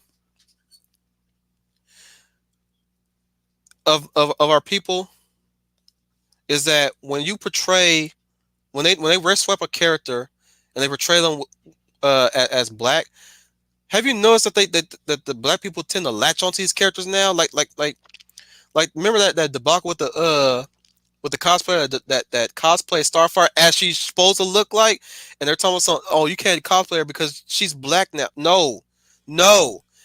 Starfire was played by a black woman. That does not make her black. If you read comics or watched the Teen Titans cartoon, you know Starfire is not black, and she never was. It's happenstance that she was casted as by she was casted by a black actor, but that does not make her black. You do not claim Starfire. You don't hold no monopoly over Starfire. She is a character. Who she who she's played by does not automatically make her what she is or what you think she is. That that suck into my skin something fierce, man. And this happened early in this year during Twitter, and that was quite a talk during YouTube and all that stuff. Ooh, that got on my nerves big time. Especially with the She-Ra characters, from New She-Ra. Any moment you even do a fan art of the classic She-Ra characters, they go ballistic. Just for the fact that they have their own. I'm like, fool, go somewhere with your She-Ra characters. Leave me alone. I like my She-Ra characters. You have your She-Ra characters. Go somewhere and be happy. If you guys can't see it, but I'm doing the shush hand gesture. Like anybody ever seen True Blood? If anybody remember True Blood, y'all remember Lafayette, right? You know how he does that little hand gesture? I love Lafayette. I love when he did that. Ever since then, I'll be doing that now. It's because of Lafayette. If you guys don't know, look him up. He look up videos about Lafayette. Lafayette is fun. That's what Lafayette got me through that show was terrible. The more it progressed, but Lafayette got me through that show because of his hijinks and stuff.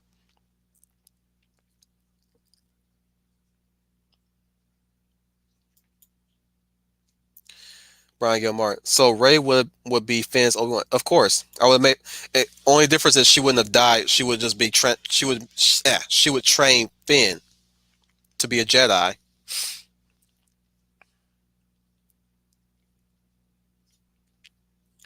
Casey Scott. Mouthpieces. Screaming doing that about Final Fantasy VII Remake because they want LGBT representation, aka they want the ships. Yeah, I hope Square Enix don't cave into that demand either. Whatever it is that the SJWs are demanding from the Japanese. Japan, if you happen upon this stream, don't do what these people say. They're crazy. They're crazy. They're gonna change your culture, your nationality. Then they're gonna invade like a tumor and wipe out anything that's Japanese, man. They're gonna take away your identity. Casey's got Storm's a nudist. I learned something new today. Yep, she's a nudist, and I learned that from Comic Book Girl 19. If you guys haven't heard about her, she loves the X-Men. She loves the X-Men. So that's where I got that knowledge from. So take it from me. She's a nudist. Schooner Tuna. I agree. Finn needed to be the Jedi in training, especially since his story is so incredible. An ex-stormtrooper defector whom is force sensitive. It has the making of a great story. Exactly. Exactly. Some people even say the force was the one who helped him through his. Some people theorized that it was the force that helped him break his conditioning. Because remember, he's a child soldier, and he broke his conditioning through the force. Maybe Matthew Flynn. Peasant 1. If she weighed the same as a duck, she is made of wood. Sir Bedivere. And therefore, Peasant 2, a witch!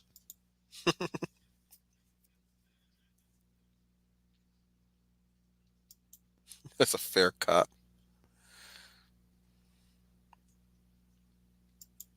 Brian Gilmore. They don't have a monopoly on any character for that matter. Exactly. I don't care if they latch on to John Stewart or John Henry Irons, but leave characters if a character is portrayed through race swapping, they don't automatically mean they're yours. Period. Especially if you know that the character originally was white. That's why I'm surprised they didn't gravitate towards Nick Fury with Samuel L. Jackson portraying him. I agree. New Shira do suck. I didn't even complete the whole series. I stopped at season 3. Terrible. Just terrible.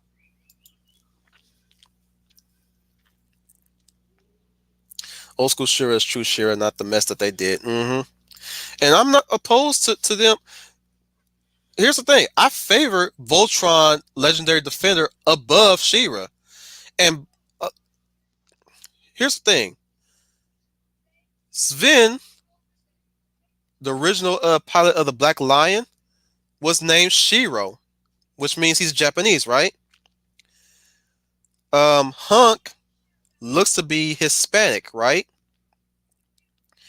Lance looked to be, I don't know, Arabic maybe? Maybe Puerto Rican. I'm gonna say Lance is Puerto Rican. And Pidge was obviously due to her last name, I would say she is probably Swedish, supposedly. You know, I think that's what she was meant to be, but they didn't give her a Swedish accent. but her last name was Gunderson. So I'm assuming that she was either Swedish or some native European. But they were a very diversity of culture cast. Not and they were also a diverse cast too. Pitch was the tech, Hunk was the engineer slash pilot. Um, both Lance and Keith are rivals for ace pilots, but Lance was proven to be the sharpshooter of the group. Shira was the conflicted leader, but also steadfast conviction in conviction.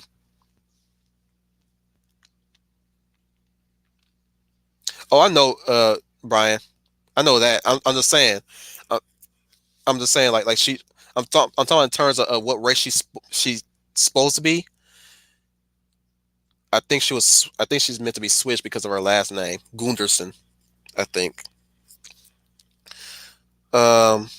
Yeah, Shiro is like I said, he's determined.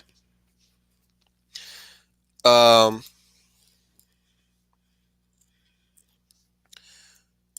Here's another character they try to latch on to. Allura. Allura's alien. She's not black, but black folk love to latch on to her. I don't know why.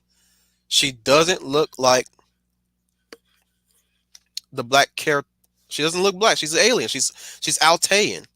She just have darker skin. That does not constitute her being a black character at all. You nincompoops. I just want y'all. Here's the thing about my people, guys. The black community is in the sorry state it is, and why I self exile from it. They have the highest amount of low self esteem to the point where they think a character in a show has to make them feel good. I'm sorry, but word. What about the Fresh Prince of Bel Air or the Parenthood or Family Matters? Why don't you watch those if y'all want to feel good? Something that black people made, not someone else that made that happened to have black folk in it. Why can't you watch that? I'm getting ahead of myself.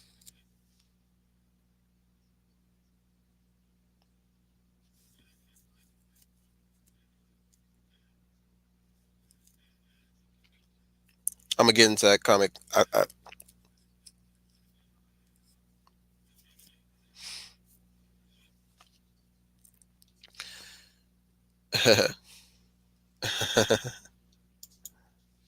Lead plus size.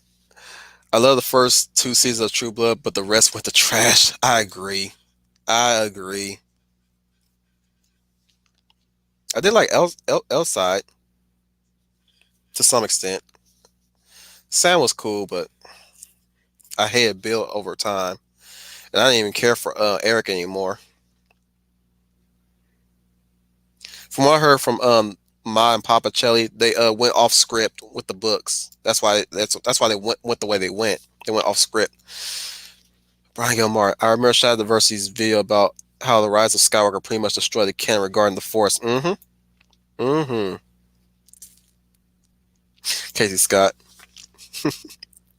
You watched New Ruts of season 3? Brave man.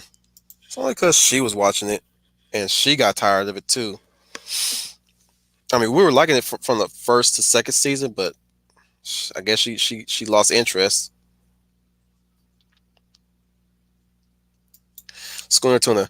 Netflix Voltron was good, but probably went longer than it needed to because that final season fell short. Here's the thing about the here's my take on Voltron Legendary Defender. The problem I had with that one was that certain things that needed to be explained in a certain season came up after in the next season. And certain characters got dropped way too fast later on in the season, like Lotor. And his, I think the way how they handled Lotor was a big misstep, a complete big, like when they first introduced Lotor, I was hoping that they were going to do a Zuko with him.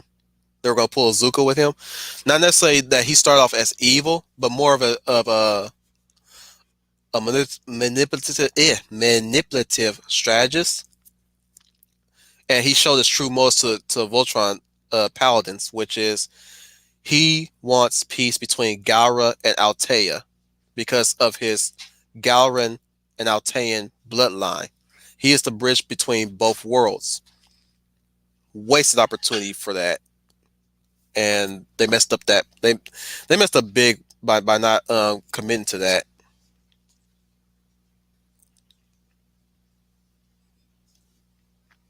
I do too, Brian Gilmore. I do too.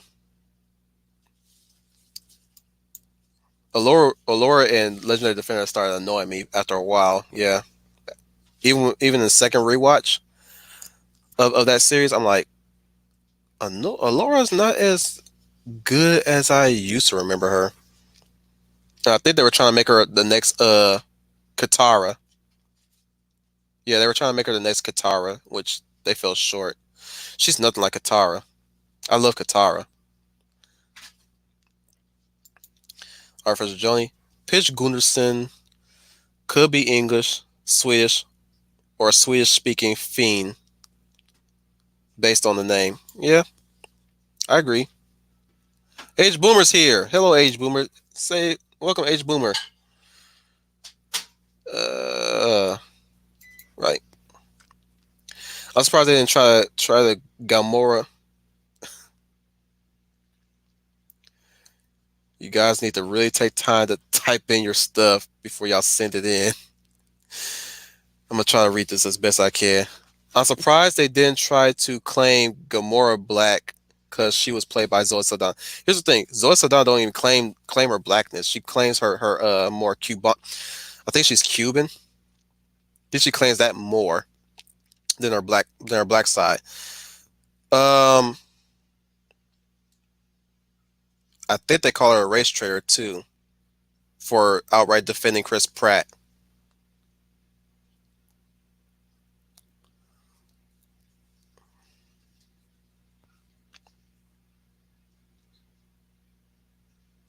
I agree. They st- they're a proud race. They're a proud race, and that proudness is why I have so much respect for them. And hopefully they'll continue to be our allies, considering what happened years ago. Years ago. So, yeah. Oh, there was another thing I need to bring up. Mom, Papa, no, Papa Chelly brought this up. Also, somebody else on Twitter brought this up. The magical Negro. I was, I said I was going to deconstruct that. So, the magical Negro, for those of you who don't know, is a black person that's so skilled to offer their assistance to a white person to help them with their problems. They call this person the magical Negro because they don't like the idea of a black person helping a white person because to them that's still a form of slavery. Or what's troubling to them is the fact that they don't focus on the black person enough to get their lives. They're just there for as a plot device to advance the plot or help the white person in need. And I'm like, well, you just don't don't go help people then, because if you cannot fathom the idea of a black person assisting the white person. Whenever time I saw the magical Negro, I was like, dude, I feel empowered to know that the white man will one day come to ask for my help. That's how I always saw it. If I ever became successful, or if I ever got up to greatness,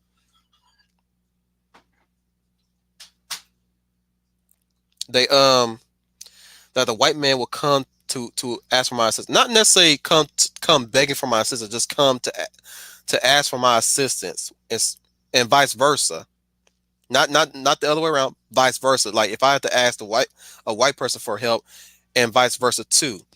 Like the fact that we come to, like whenever time I see the magical Negro, quote unquote, by the way, quote unquote, they're that's me seeing that alliances and bridges are being made and mended. If there were ever was a bridge that was burned, I don't see a magical Negro at I don't see a black person helping a a white person as a magical Negro the same way as the white savior or the noble savage. They they tend to look at these as stereotypes as bad, and they think their stereotypes are good. So your stereotypes are better because they're selfish, whiny, and full of low self esteem and full of insecurities that they project onto others. You're telling me those are better, whereas the noble savage is compassionate, the magical Negro is compassionate and is willing to help somebody.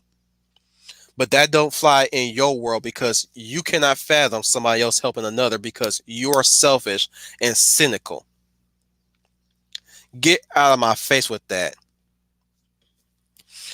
It especially by that definition, that means John Stewart's a magical Negro because he helps white people all the time. He saves white people all the time. That means Storm is a magical Negro because she helps white people all the time.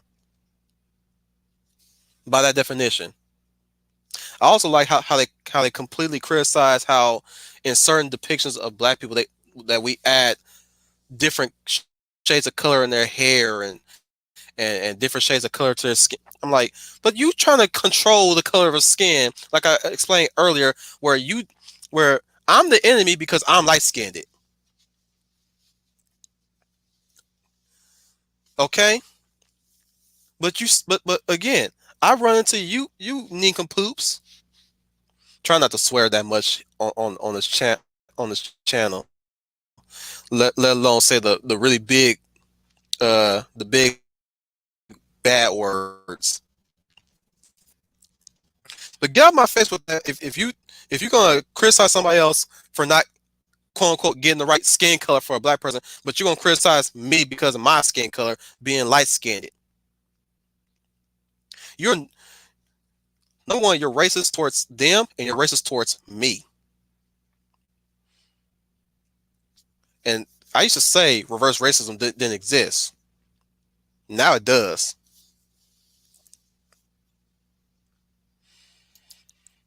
Oh, and Lester. More specifically, John saves Flash a lot in the Justice League. Exactly. And vice versa. Sorry. Age Boomer. Would you the chat keeps jumping. They also don't like the it's really called the manic pixie dream girl Age Boomer, but I like your description too. Yeah. Well, here's the thing. Here's the reason why they don't like it. Because she's too perfect. They don't like perfect. I don't like perfect too myself, but I don't mind the Manic Pixie Dream Girl. They do exist in real life. The thing is, those that exist are not perfect as they're portrayed in the movies, and they don't like that because it doesn't fit their you know, it doesn't really fit their conditioned ideal impression.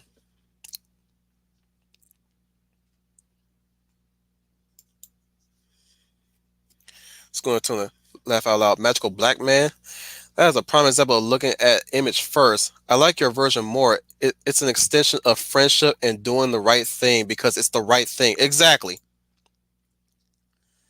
Exactly.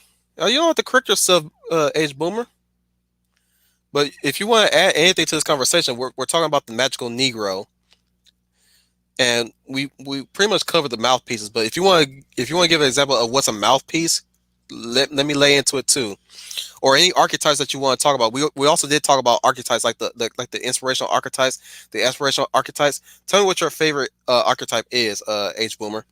I know you got something to contribute to this stream. Don't think you can't contribute to anything to the stream. Tell me tell me your issues, because you're pretty much near the tail end of this stream. Seven of you. I think I can go on longer. You guys give me some more examples of archetypes that they hate, or archetypes that you hate, or stereotypes that you hate as of now. The new stereotypes that you hate. While I read this comment real quick. Apparently, black people can't be mentors, teachers, or Obi-Wan figures. Yeah, they hate that, but they want to be the teachers though. They hate the fact that a black person is teaching a white person, or mentoring somebody, or at least portrayed as being nannies, mentoring children. I'm like, but that's real life. Sometimes that's still real life. There are black nannies out there. There are black maids out there. You got if you don't like to be portrayed that, you gotta be the change. You gotta be the change. You have to be the change.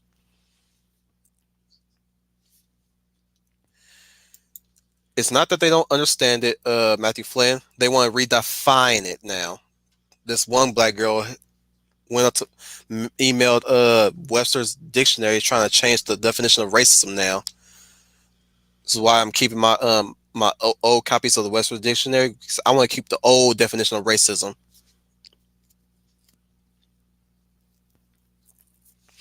Yeah, be prepared for that one. Any new edition of Webster Dictionary that's like 2021 or 2020, don't get it. Do not get it. You might not like what you'll find there.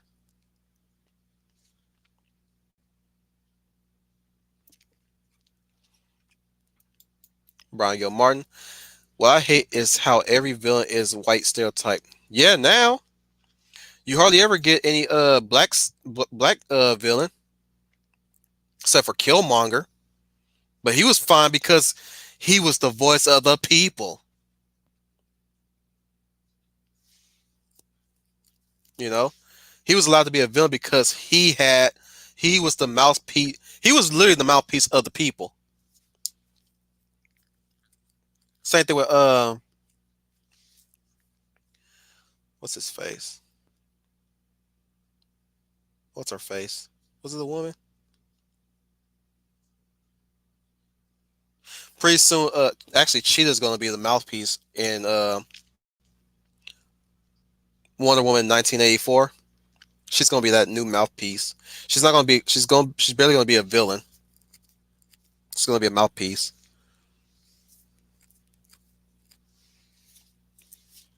I like Schooner Tuna's comment here. If you SJWs have an issue, here's a tissue.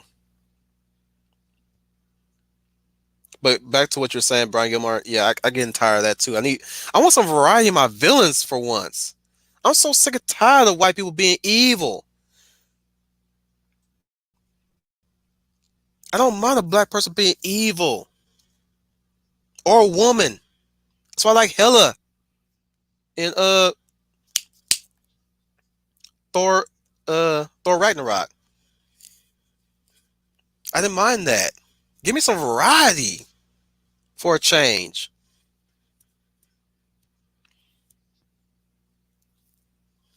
Sorry, let me get Artificial Johnny's comment here. Artificial Johnny, the actress for Rose Tyler, Doctor Who, with ninth and 10th Doctor, had a in real life mad pixie dream boy.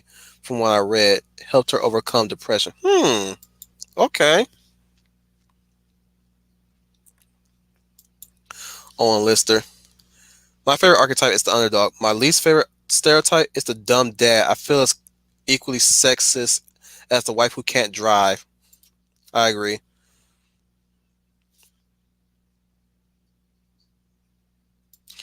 Age Boomer. I hate how villains in Hollywood action movies are so often Eastern European. Yeah, that's become that's a trope in itself. It's more it's, it's kind of a it's kind of a trope now. Can I call it a trope or a cliche? I think it's a cliche. Let's go with that. It's a cliche. Uh, oh, Lister. I also don't want to see another bad cop. Not all cops are bad. No, people. A cat. All cops are beautiful. All cops are brave. All cops are bold. All cops are benevolent. All cops are bona fide good people. All cops are badass. All cops are okay. I ran out of bees. And Boomer to Owen Lister. Wesley Snipes played a great villain in Demolition Man. Heck yeah, he did. Someone says die. Hey, this is the future. We're all the favorites. Well, yeah, messed up the line. We're all the phaser guns.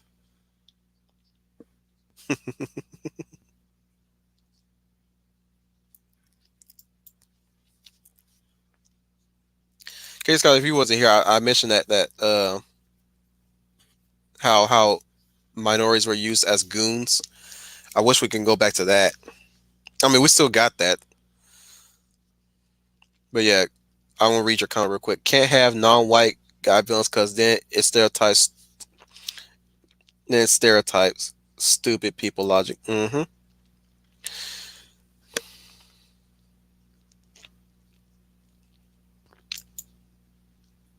We got that in Fat Four Stick. Victor Von Doom, remember that craptastic Fat Four Stick movie? He was a hipster socialist.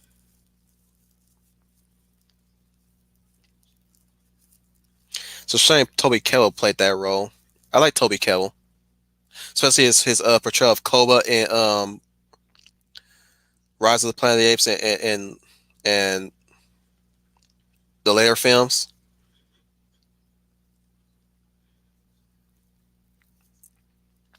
I like Toby Kebbell. I even dare I say again, I don't mind him playing Dorotan in Warcraft the movie. If you guys don't know who Toby Kebbell is, he's the what movies have I seen him in besides those movies? To give you guys a visual. I'm sure you guys seen Fan Four Stick, so you guys probably know who he is. Okay, Owen hasn't seen Fan Four Stick. Uh, where? Oh, he was in Kong Skull Island. He was the dude that got ate by a skull crawler. The one who had a son with a journal with a letter to take to a son. That guy. If you if you seen Kong Skull Island, and if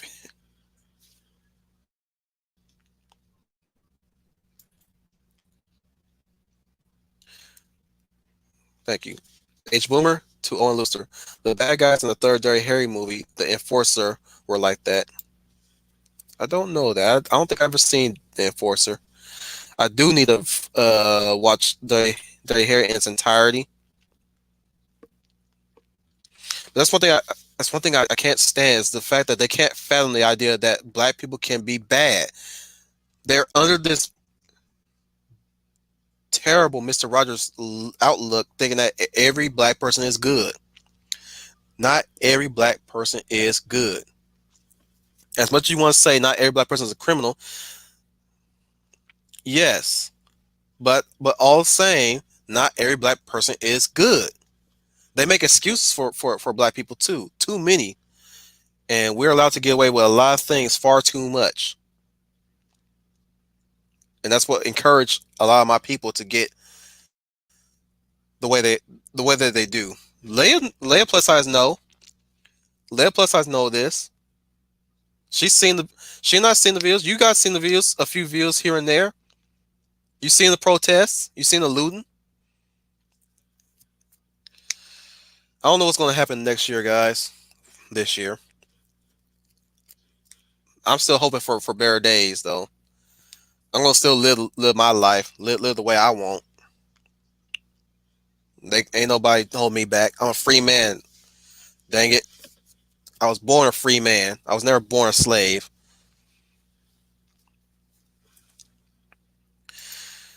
Keep repeating that. Keep repeating that. The bigotry of low expectations. Exactly.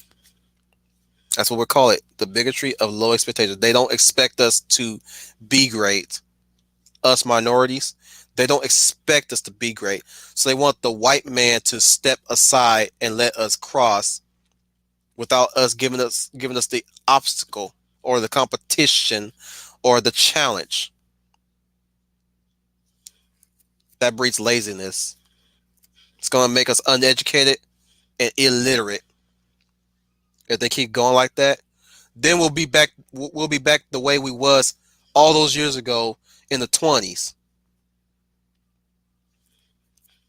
I hate to make that kind of proclamation, but I'm saying it right now. We're gonna go back to yes, sir, master. I sure love picking me some cotton. I don't want to put that image in your guys' head. I don't even want. I'm sorry. I did that far too accurately, didn't I?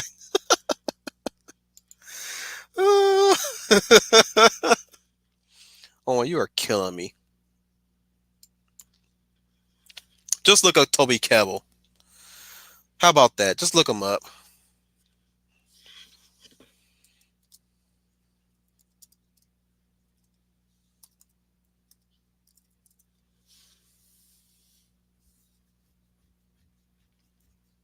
No, no, R. Fisher.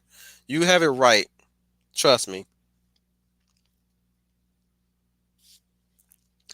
Either way, Owen, thank you for the correction, though. I'm just saying.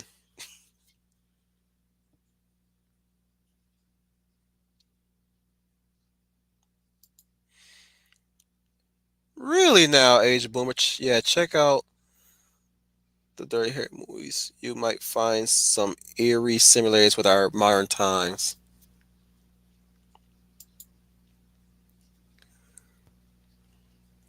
Sorry, let me get to Lay Plus Size comment real quick. I know we talked about this topic, but I personally never could understand why the Scarlet Witch had to change her costume for the NCU movies. I like the way she looked in the comics.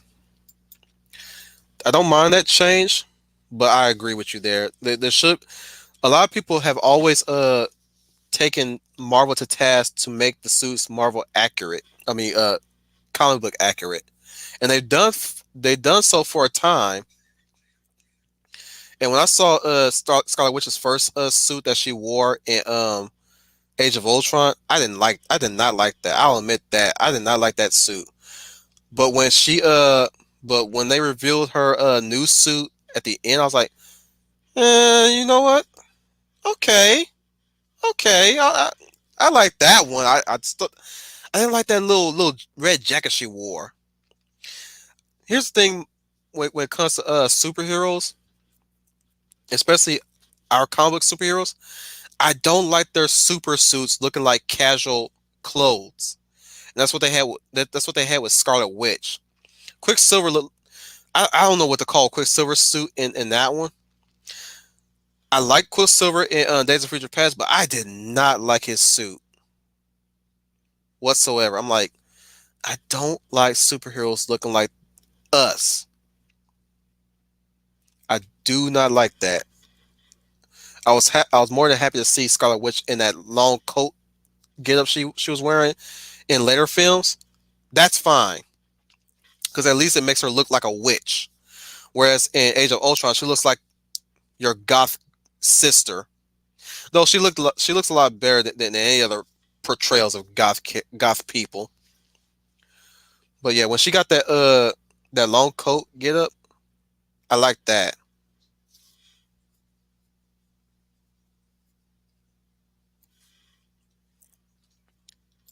Schooner Tuna.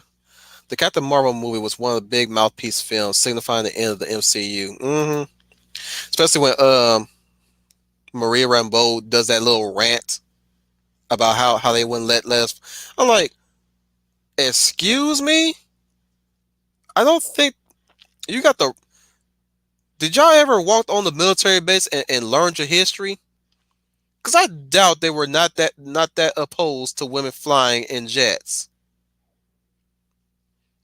I doubt that. As a matter of fact, I don't think that the military would be that sexist towards women. You might have your few a holes in the branch, but not they made it the way how that movie portrayed it made it seem like every man was an a hole in that movie. I'm like, no. I work on a military base. Trust me, it's nothing like that. They treat each other with respect. The military itself, men, women, whatever, they treat each other with respect. Working on the military is humbling for me. I always repeat that it's very humbling for me.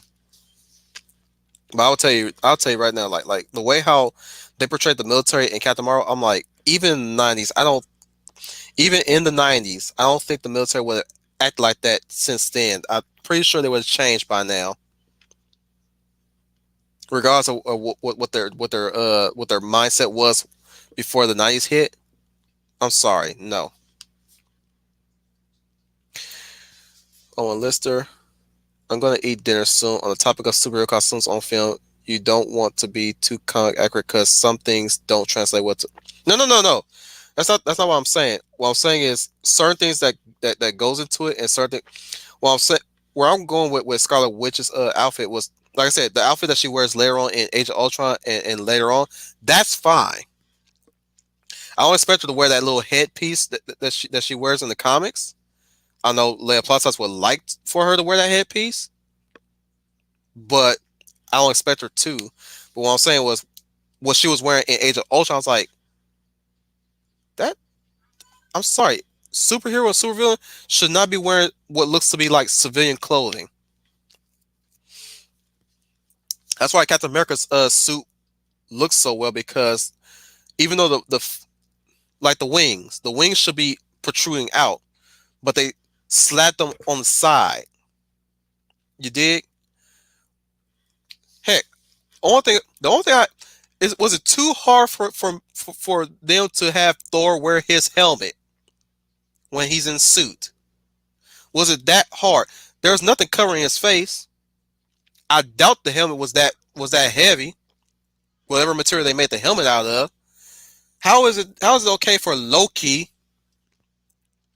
How is it okay for Loki to wear his helmet but not Thor? That's my question. And the helmet didn't look that bad either. In the first Thor movie when he's wearing the helmet, it didn't look that bad. Okay, I will concede if Chris Hemsworth had an issue with the helmet, okay, if it was a health issue on his part, a physical health issue, have at. But I'm saying like if there was never no issue, I don't think I ever heard him say anything about the helmet. You had no excuse for him to not wear the helmet. And we had the helmet again in Thor Ragnarok, and that's still wouldn't let him wear the helmet. Why? What's wrong with that? Even Endgame had a golden opportunity to have him wear the helmet. He was in combat. Of course, he's going to wear protective helmet gear.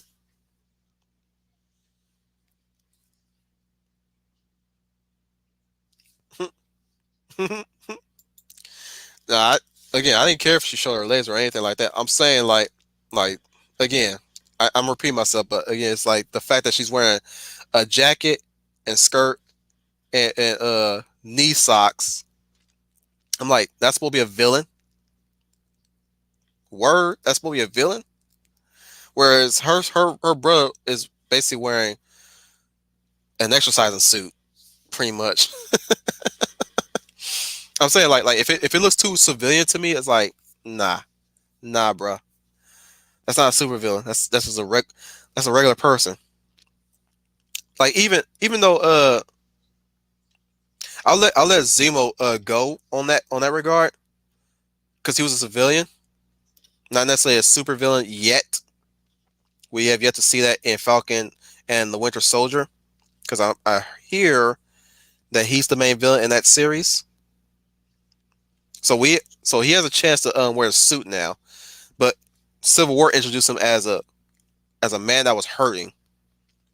Even Killmonger, he's wearing battle armor, and you couldn't put Scarlet Witch in a witch oriented get up until later on.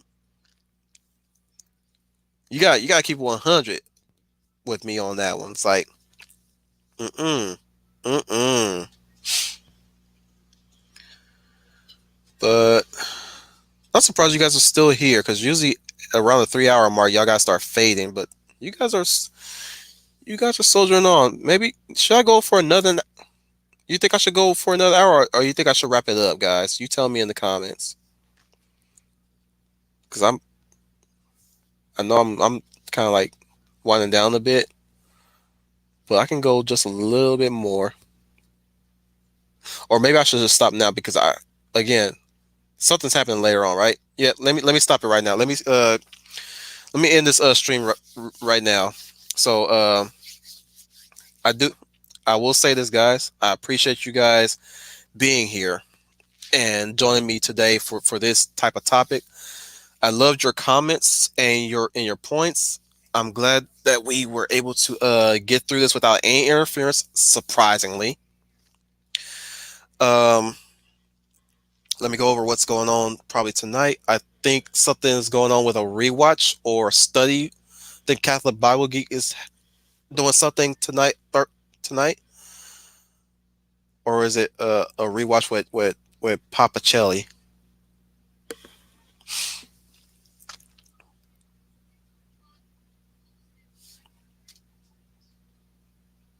Sorry, Matthew Flynn has a comment. My problem with the MCU costumes are they are too over designed. Over the years, yeah, they did get a bit too over designed. But here's the thing: if you go to my if you do the backwatch on my hero designs, they're easy to follow for me. They're not that hard. I think the only one that's I think that's too over designed is the Captain Marvel suit. You know what I'm saying? That's the only thing I think that's too overly designed is Captain Marvel's suit. And maybe maybe Iron Man's bleeding edge suit. But we can talk about, you know what, that's gonna be another topic, how to design suits. Let me get my paper out and my pen. I'm gonna write that as a talk as a topic for WCR. How to design your suits, or suit designing. So let me put that as a topic. Again, let me go over what's going on for the week.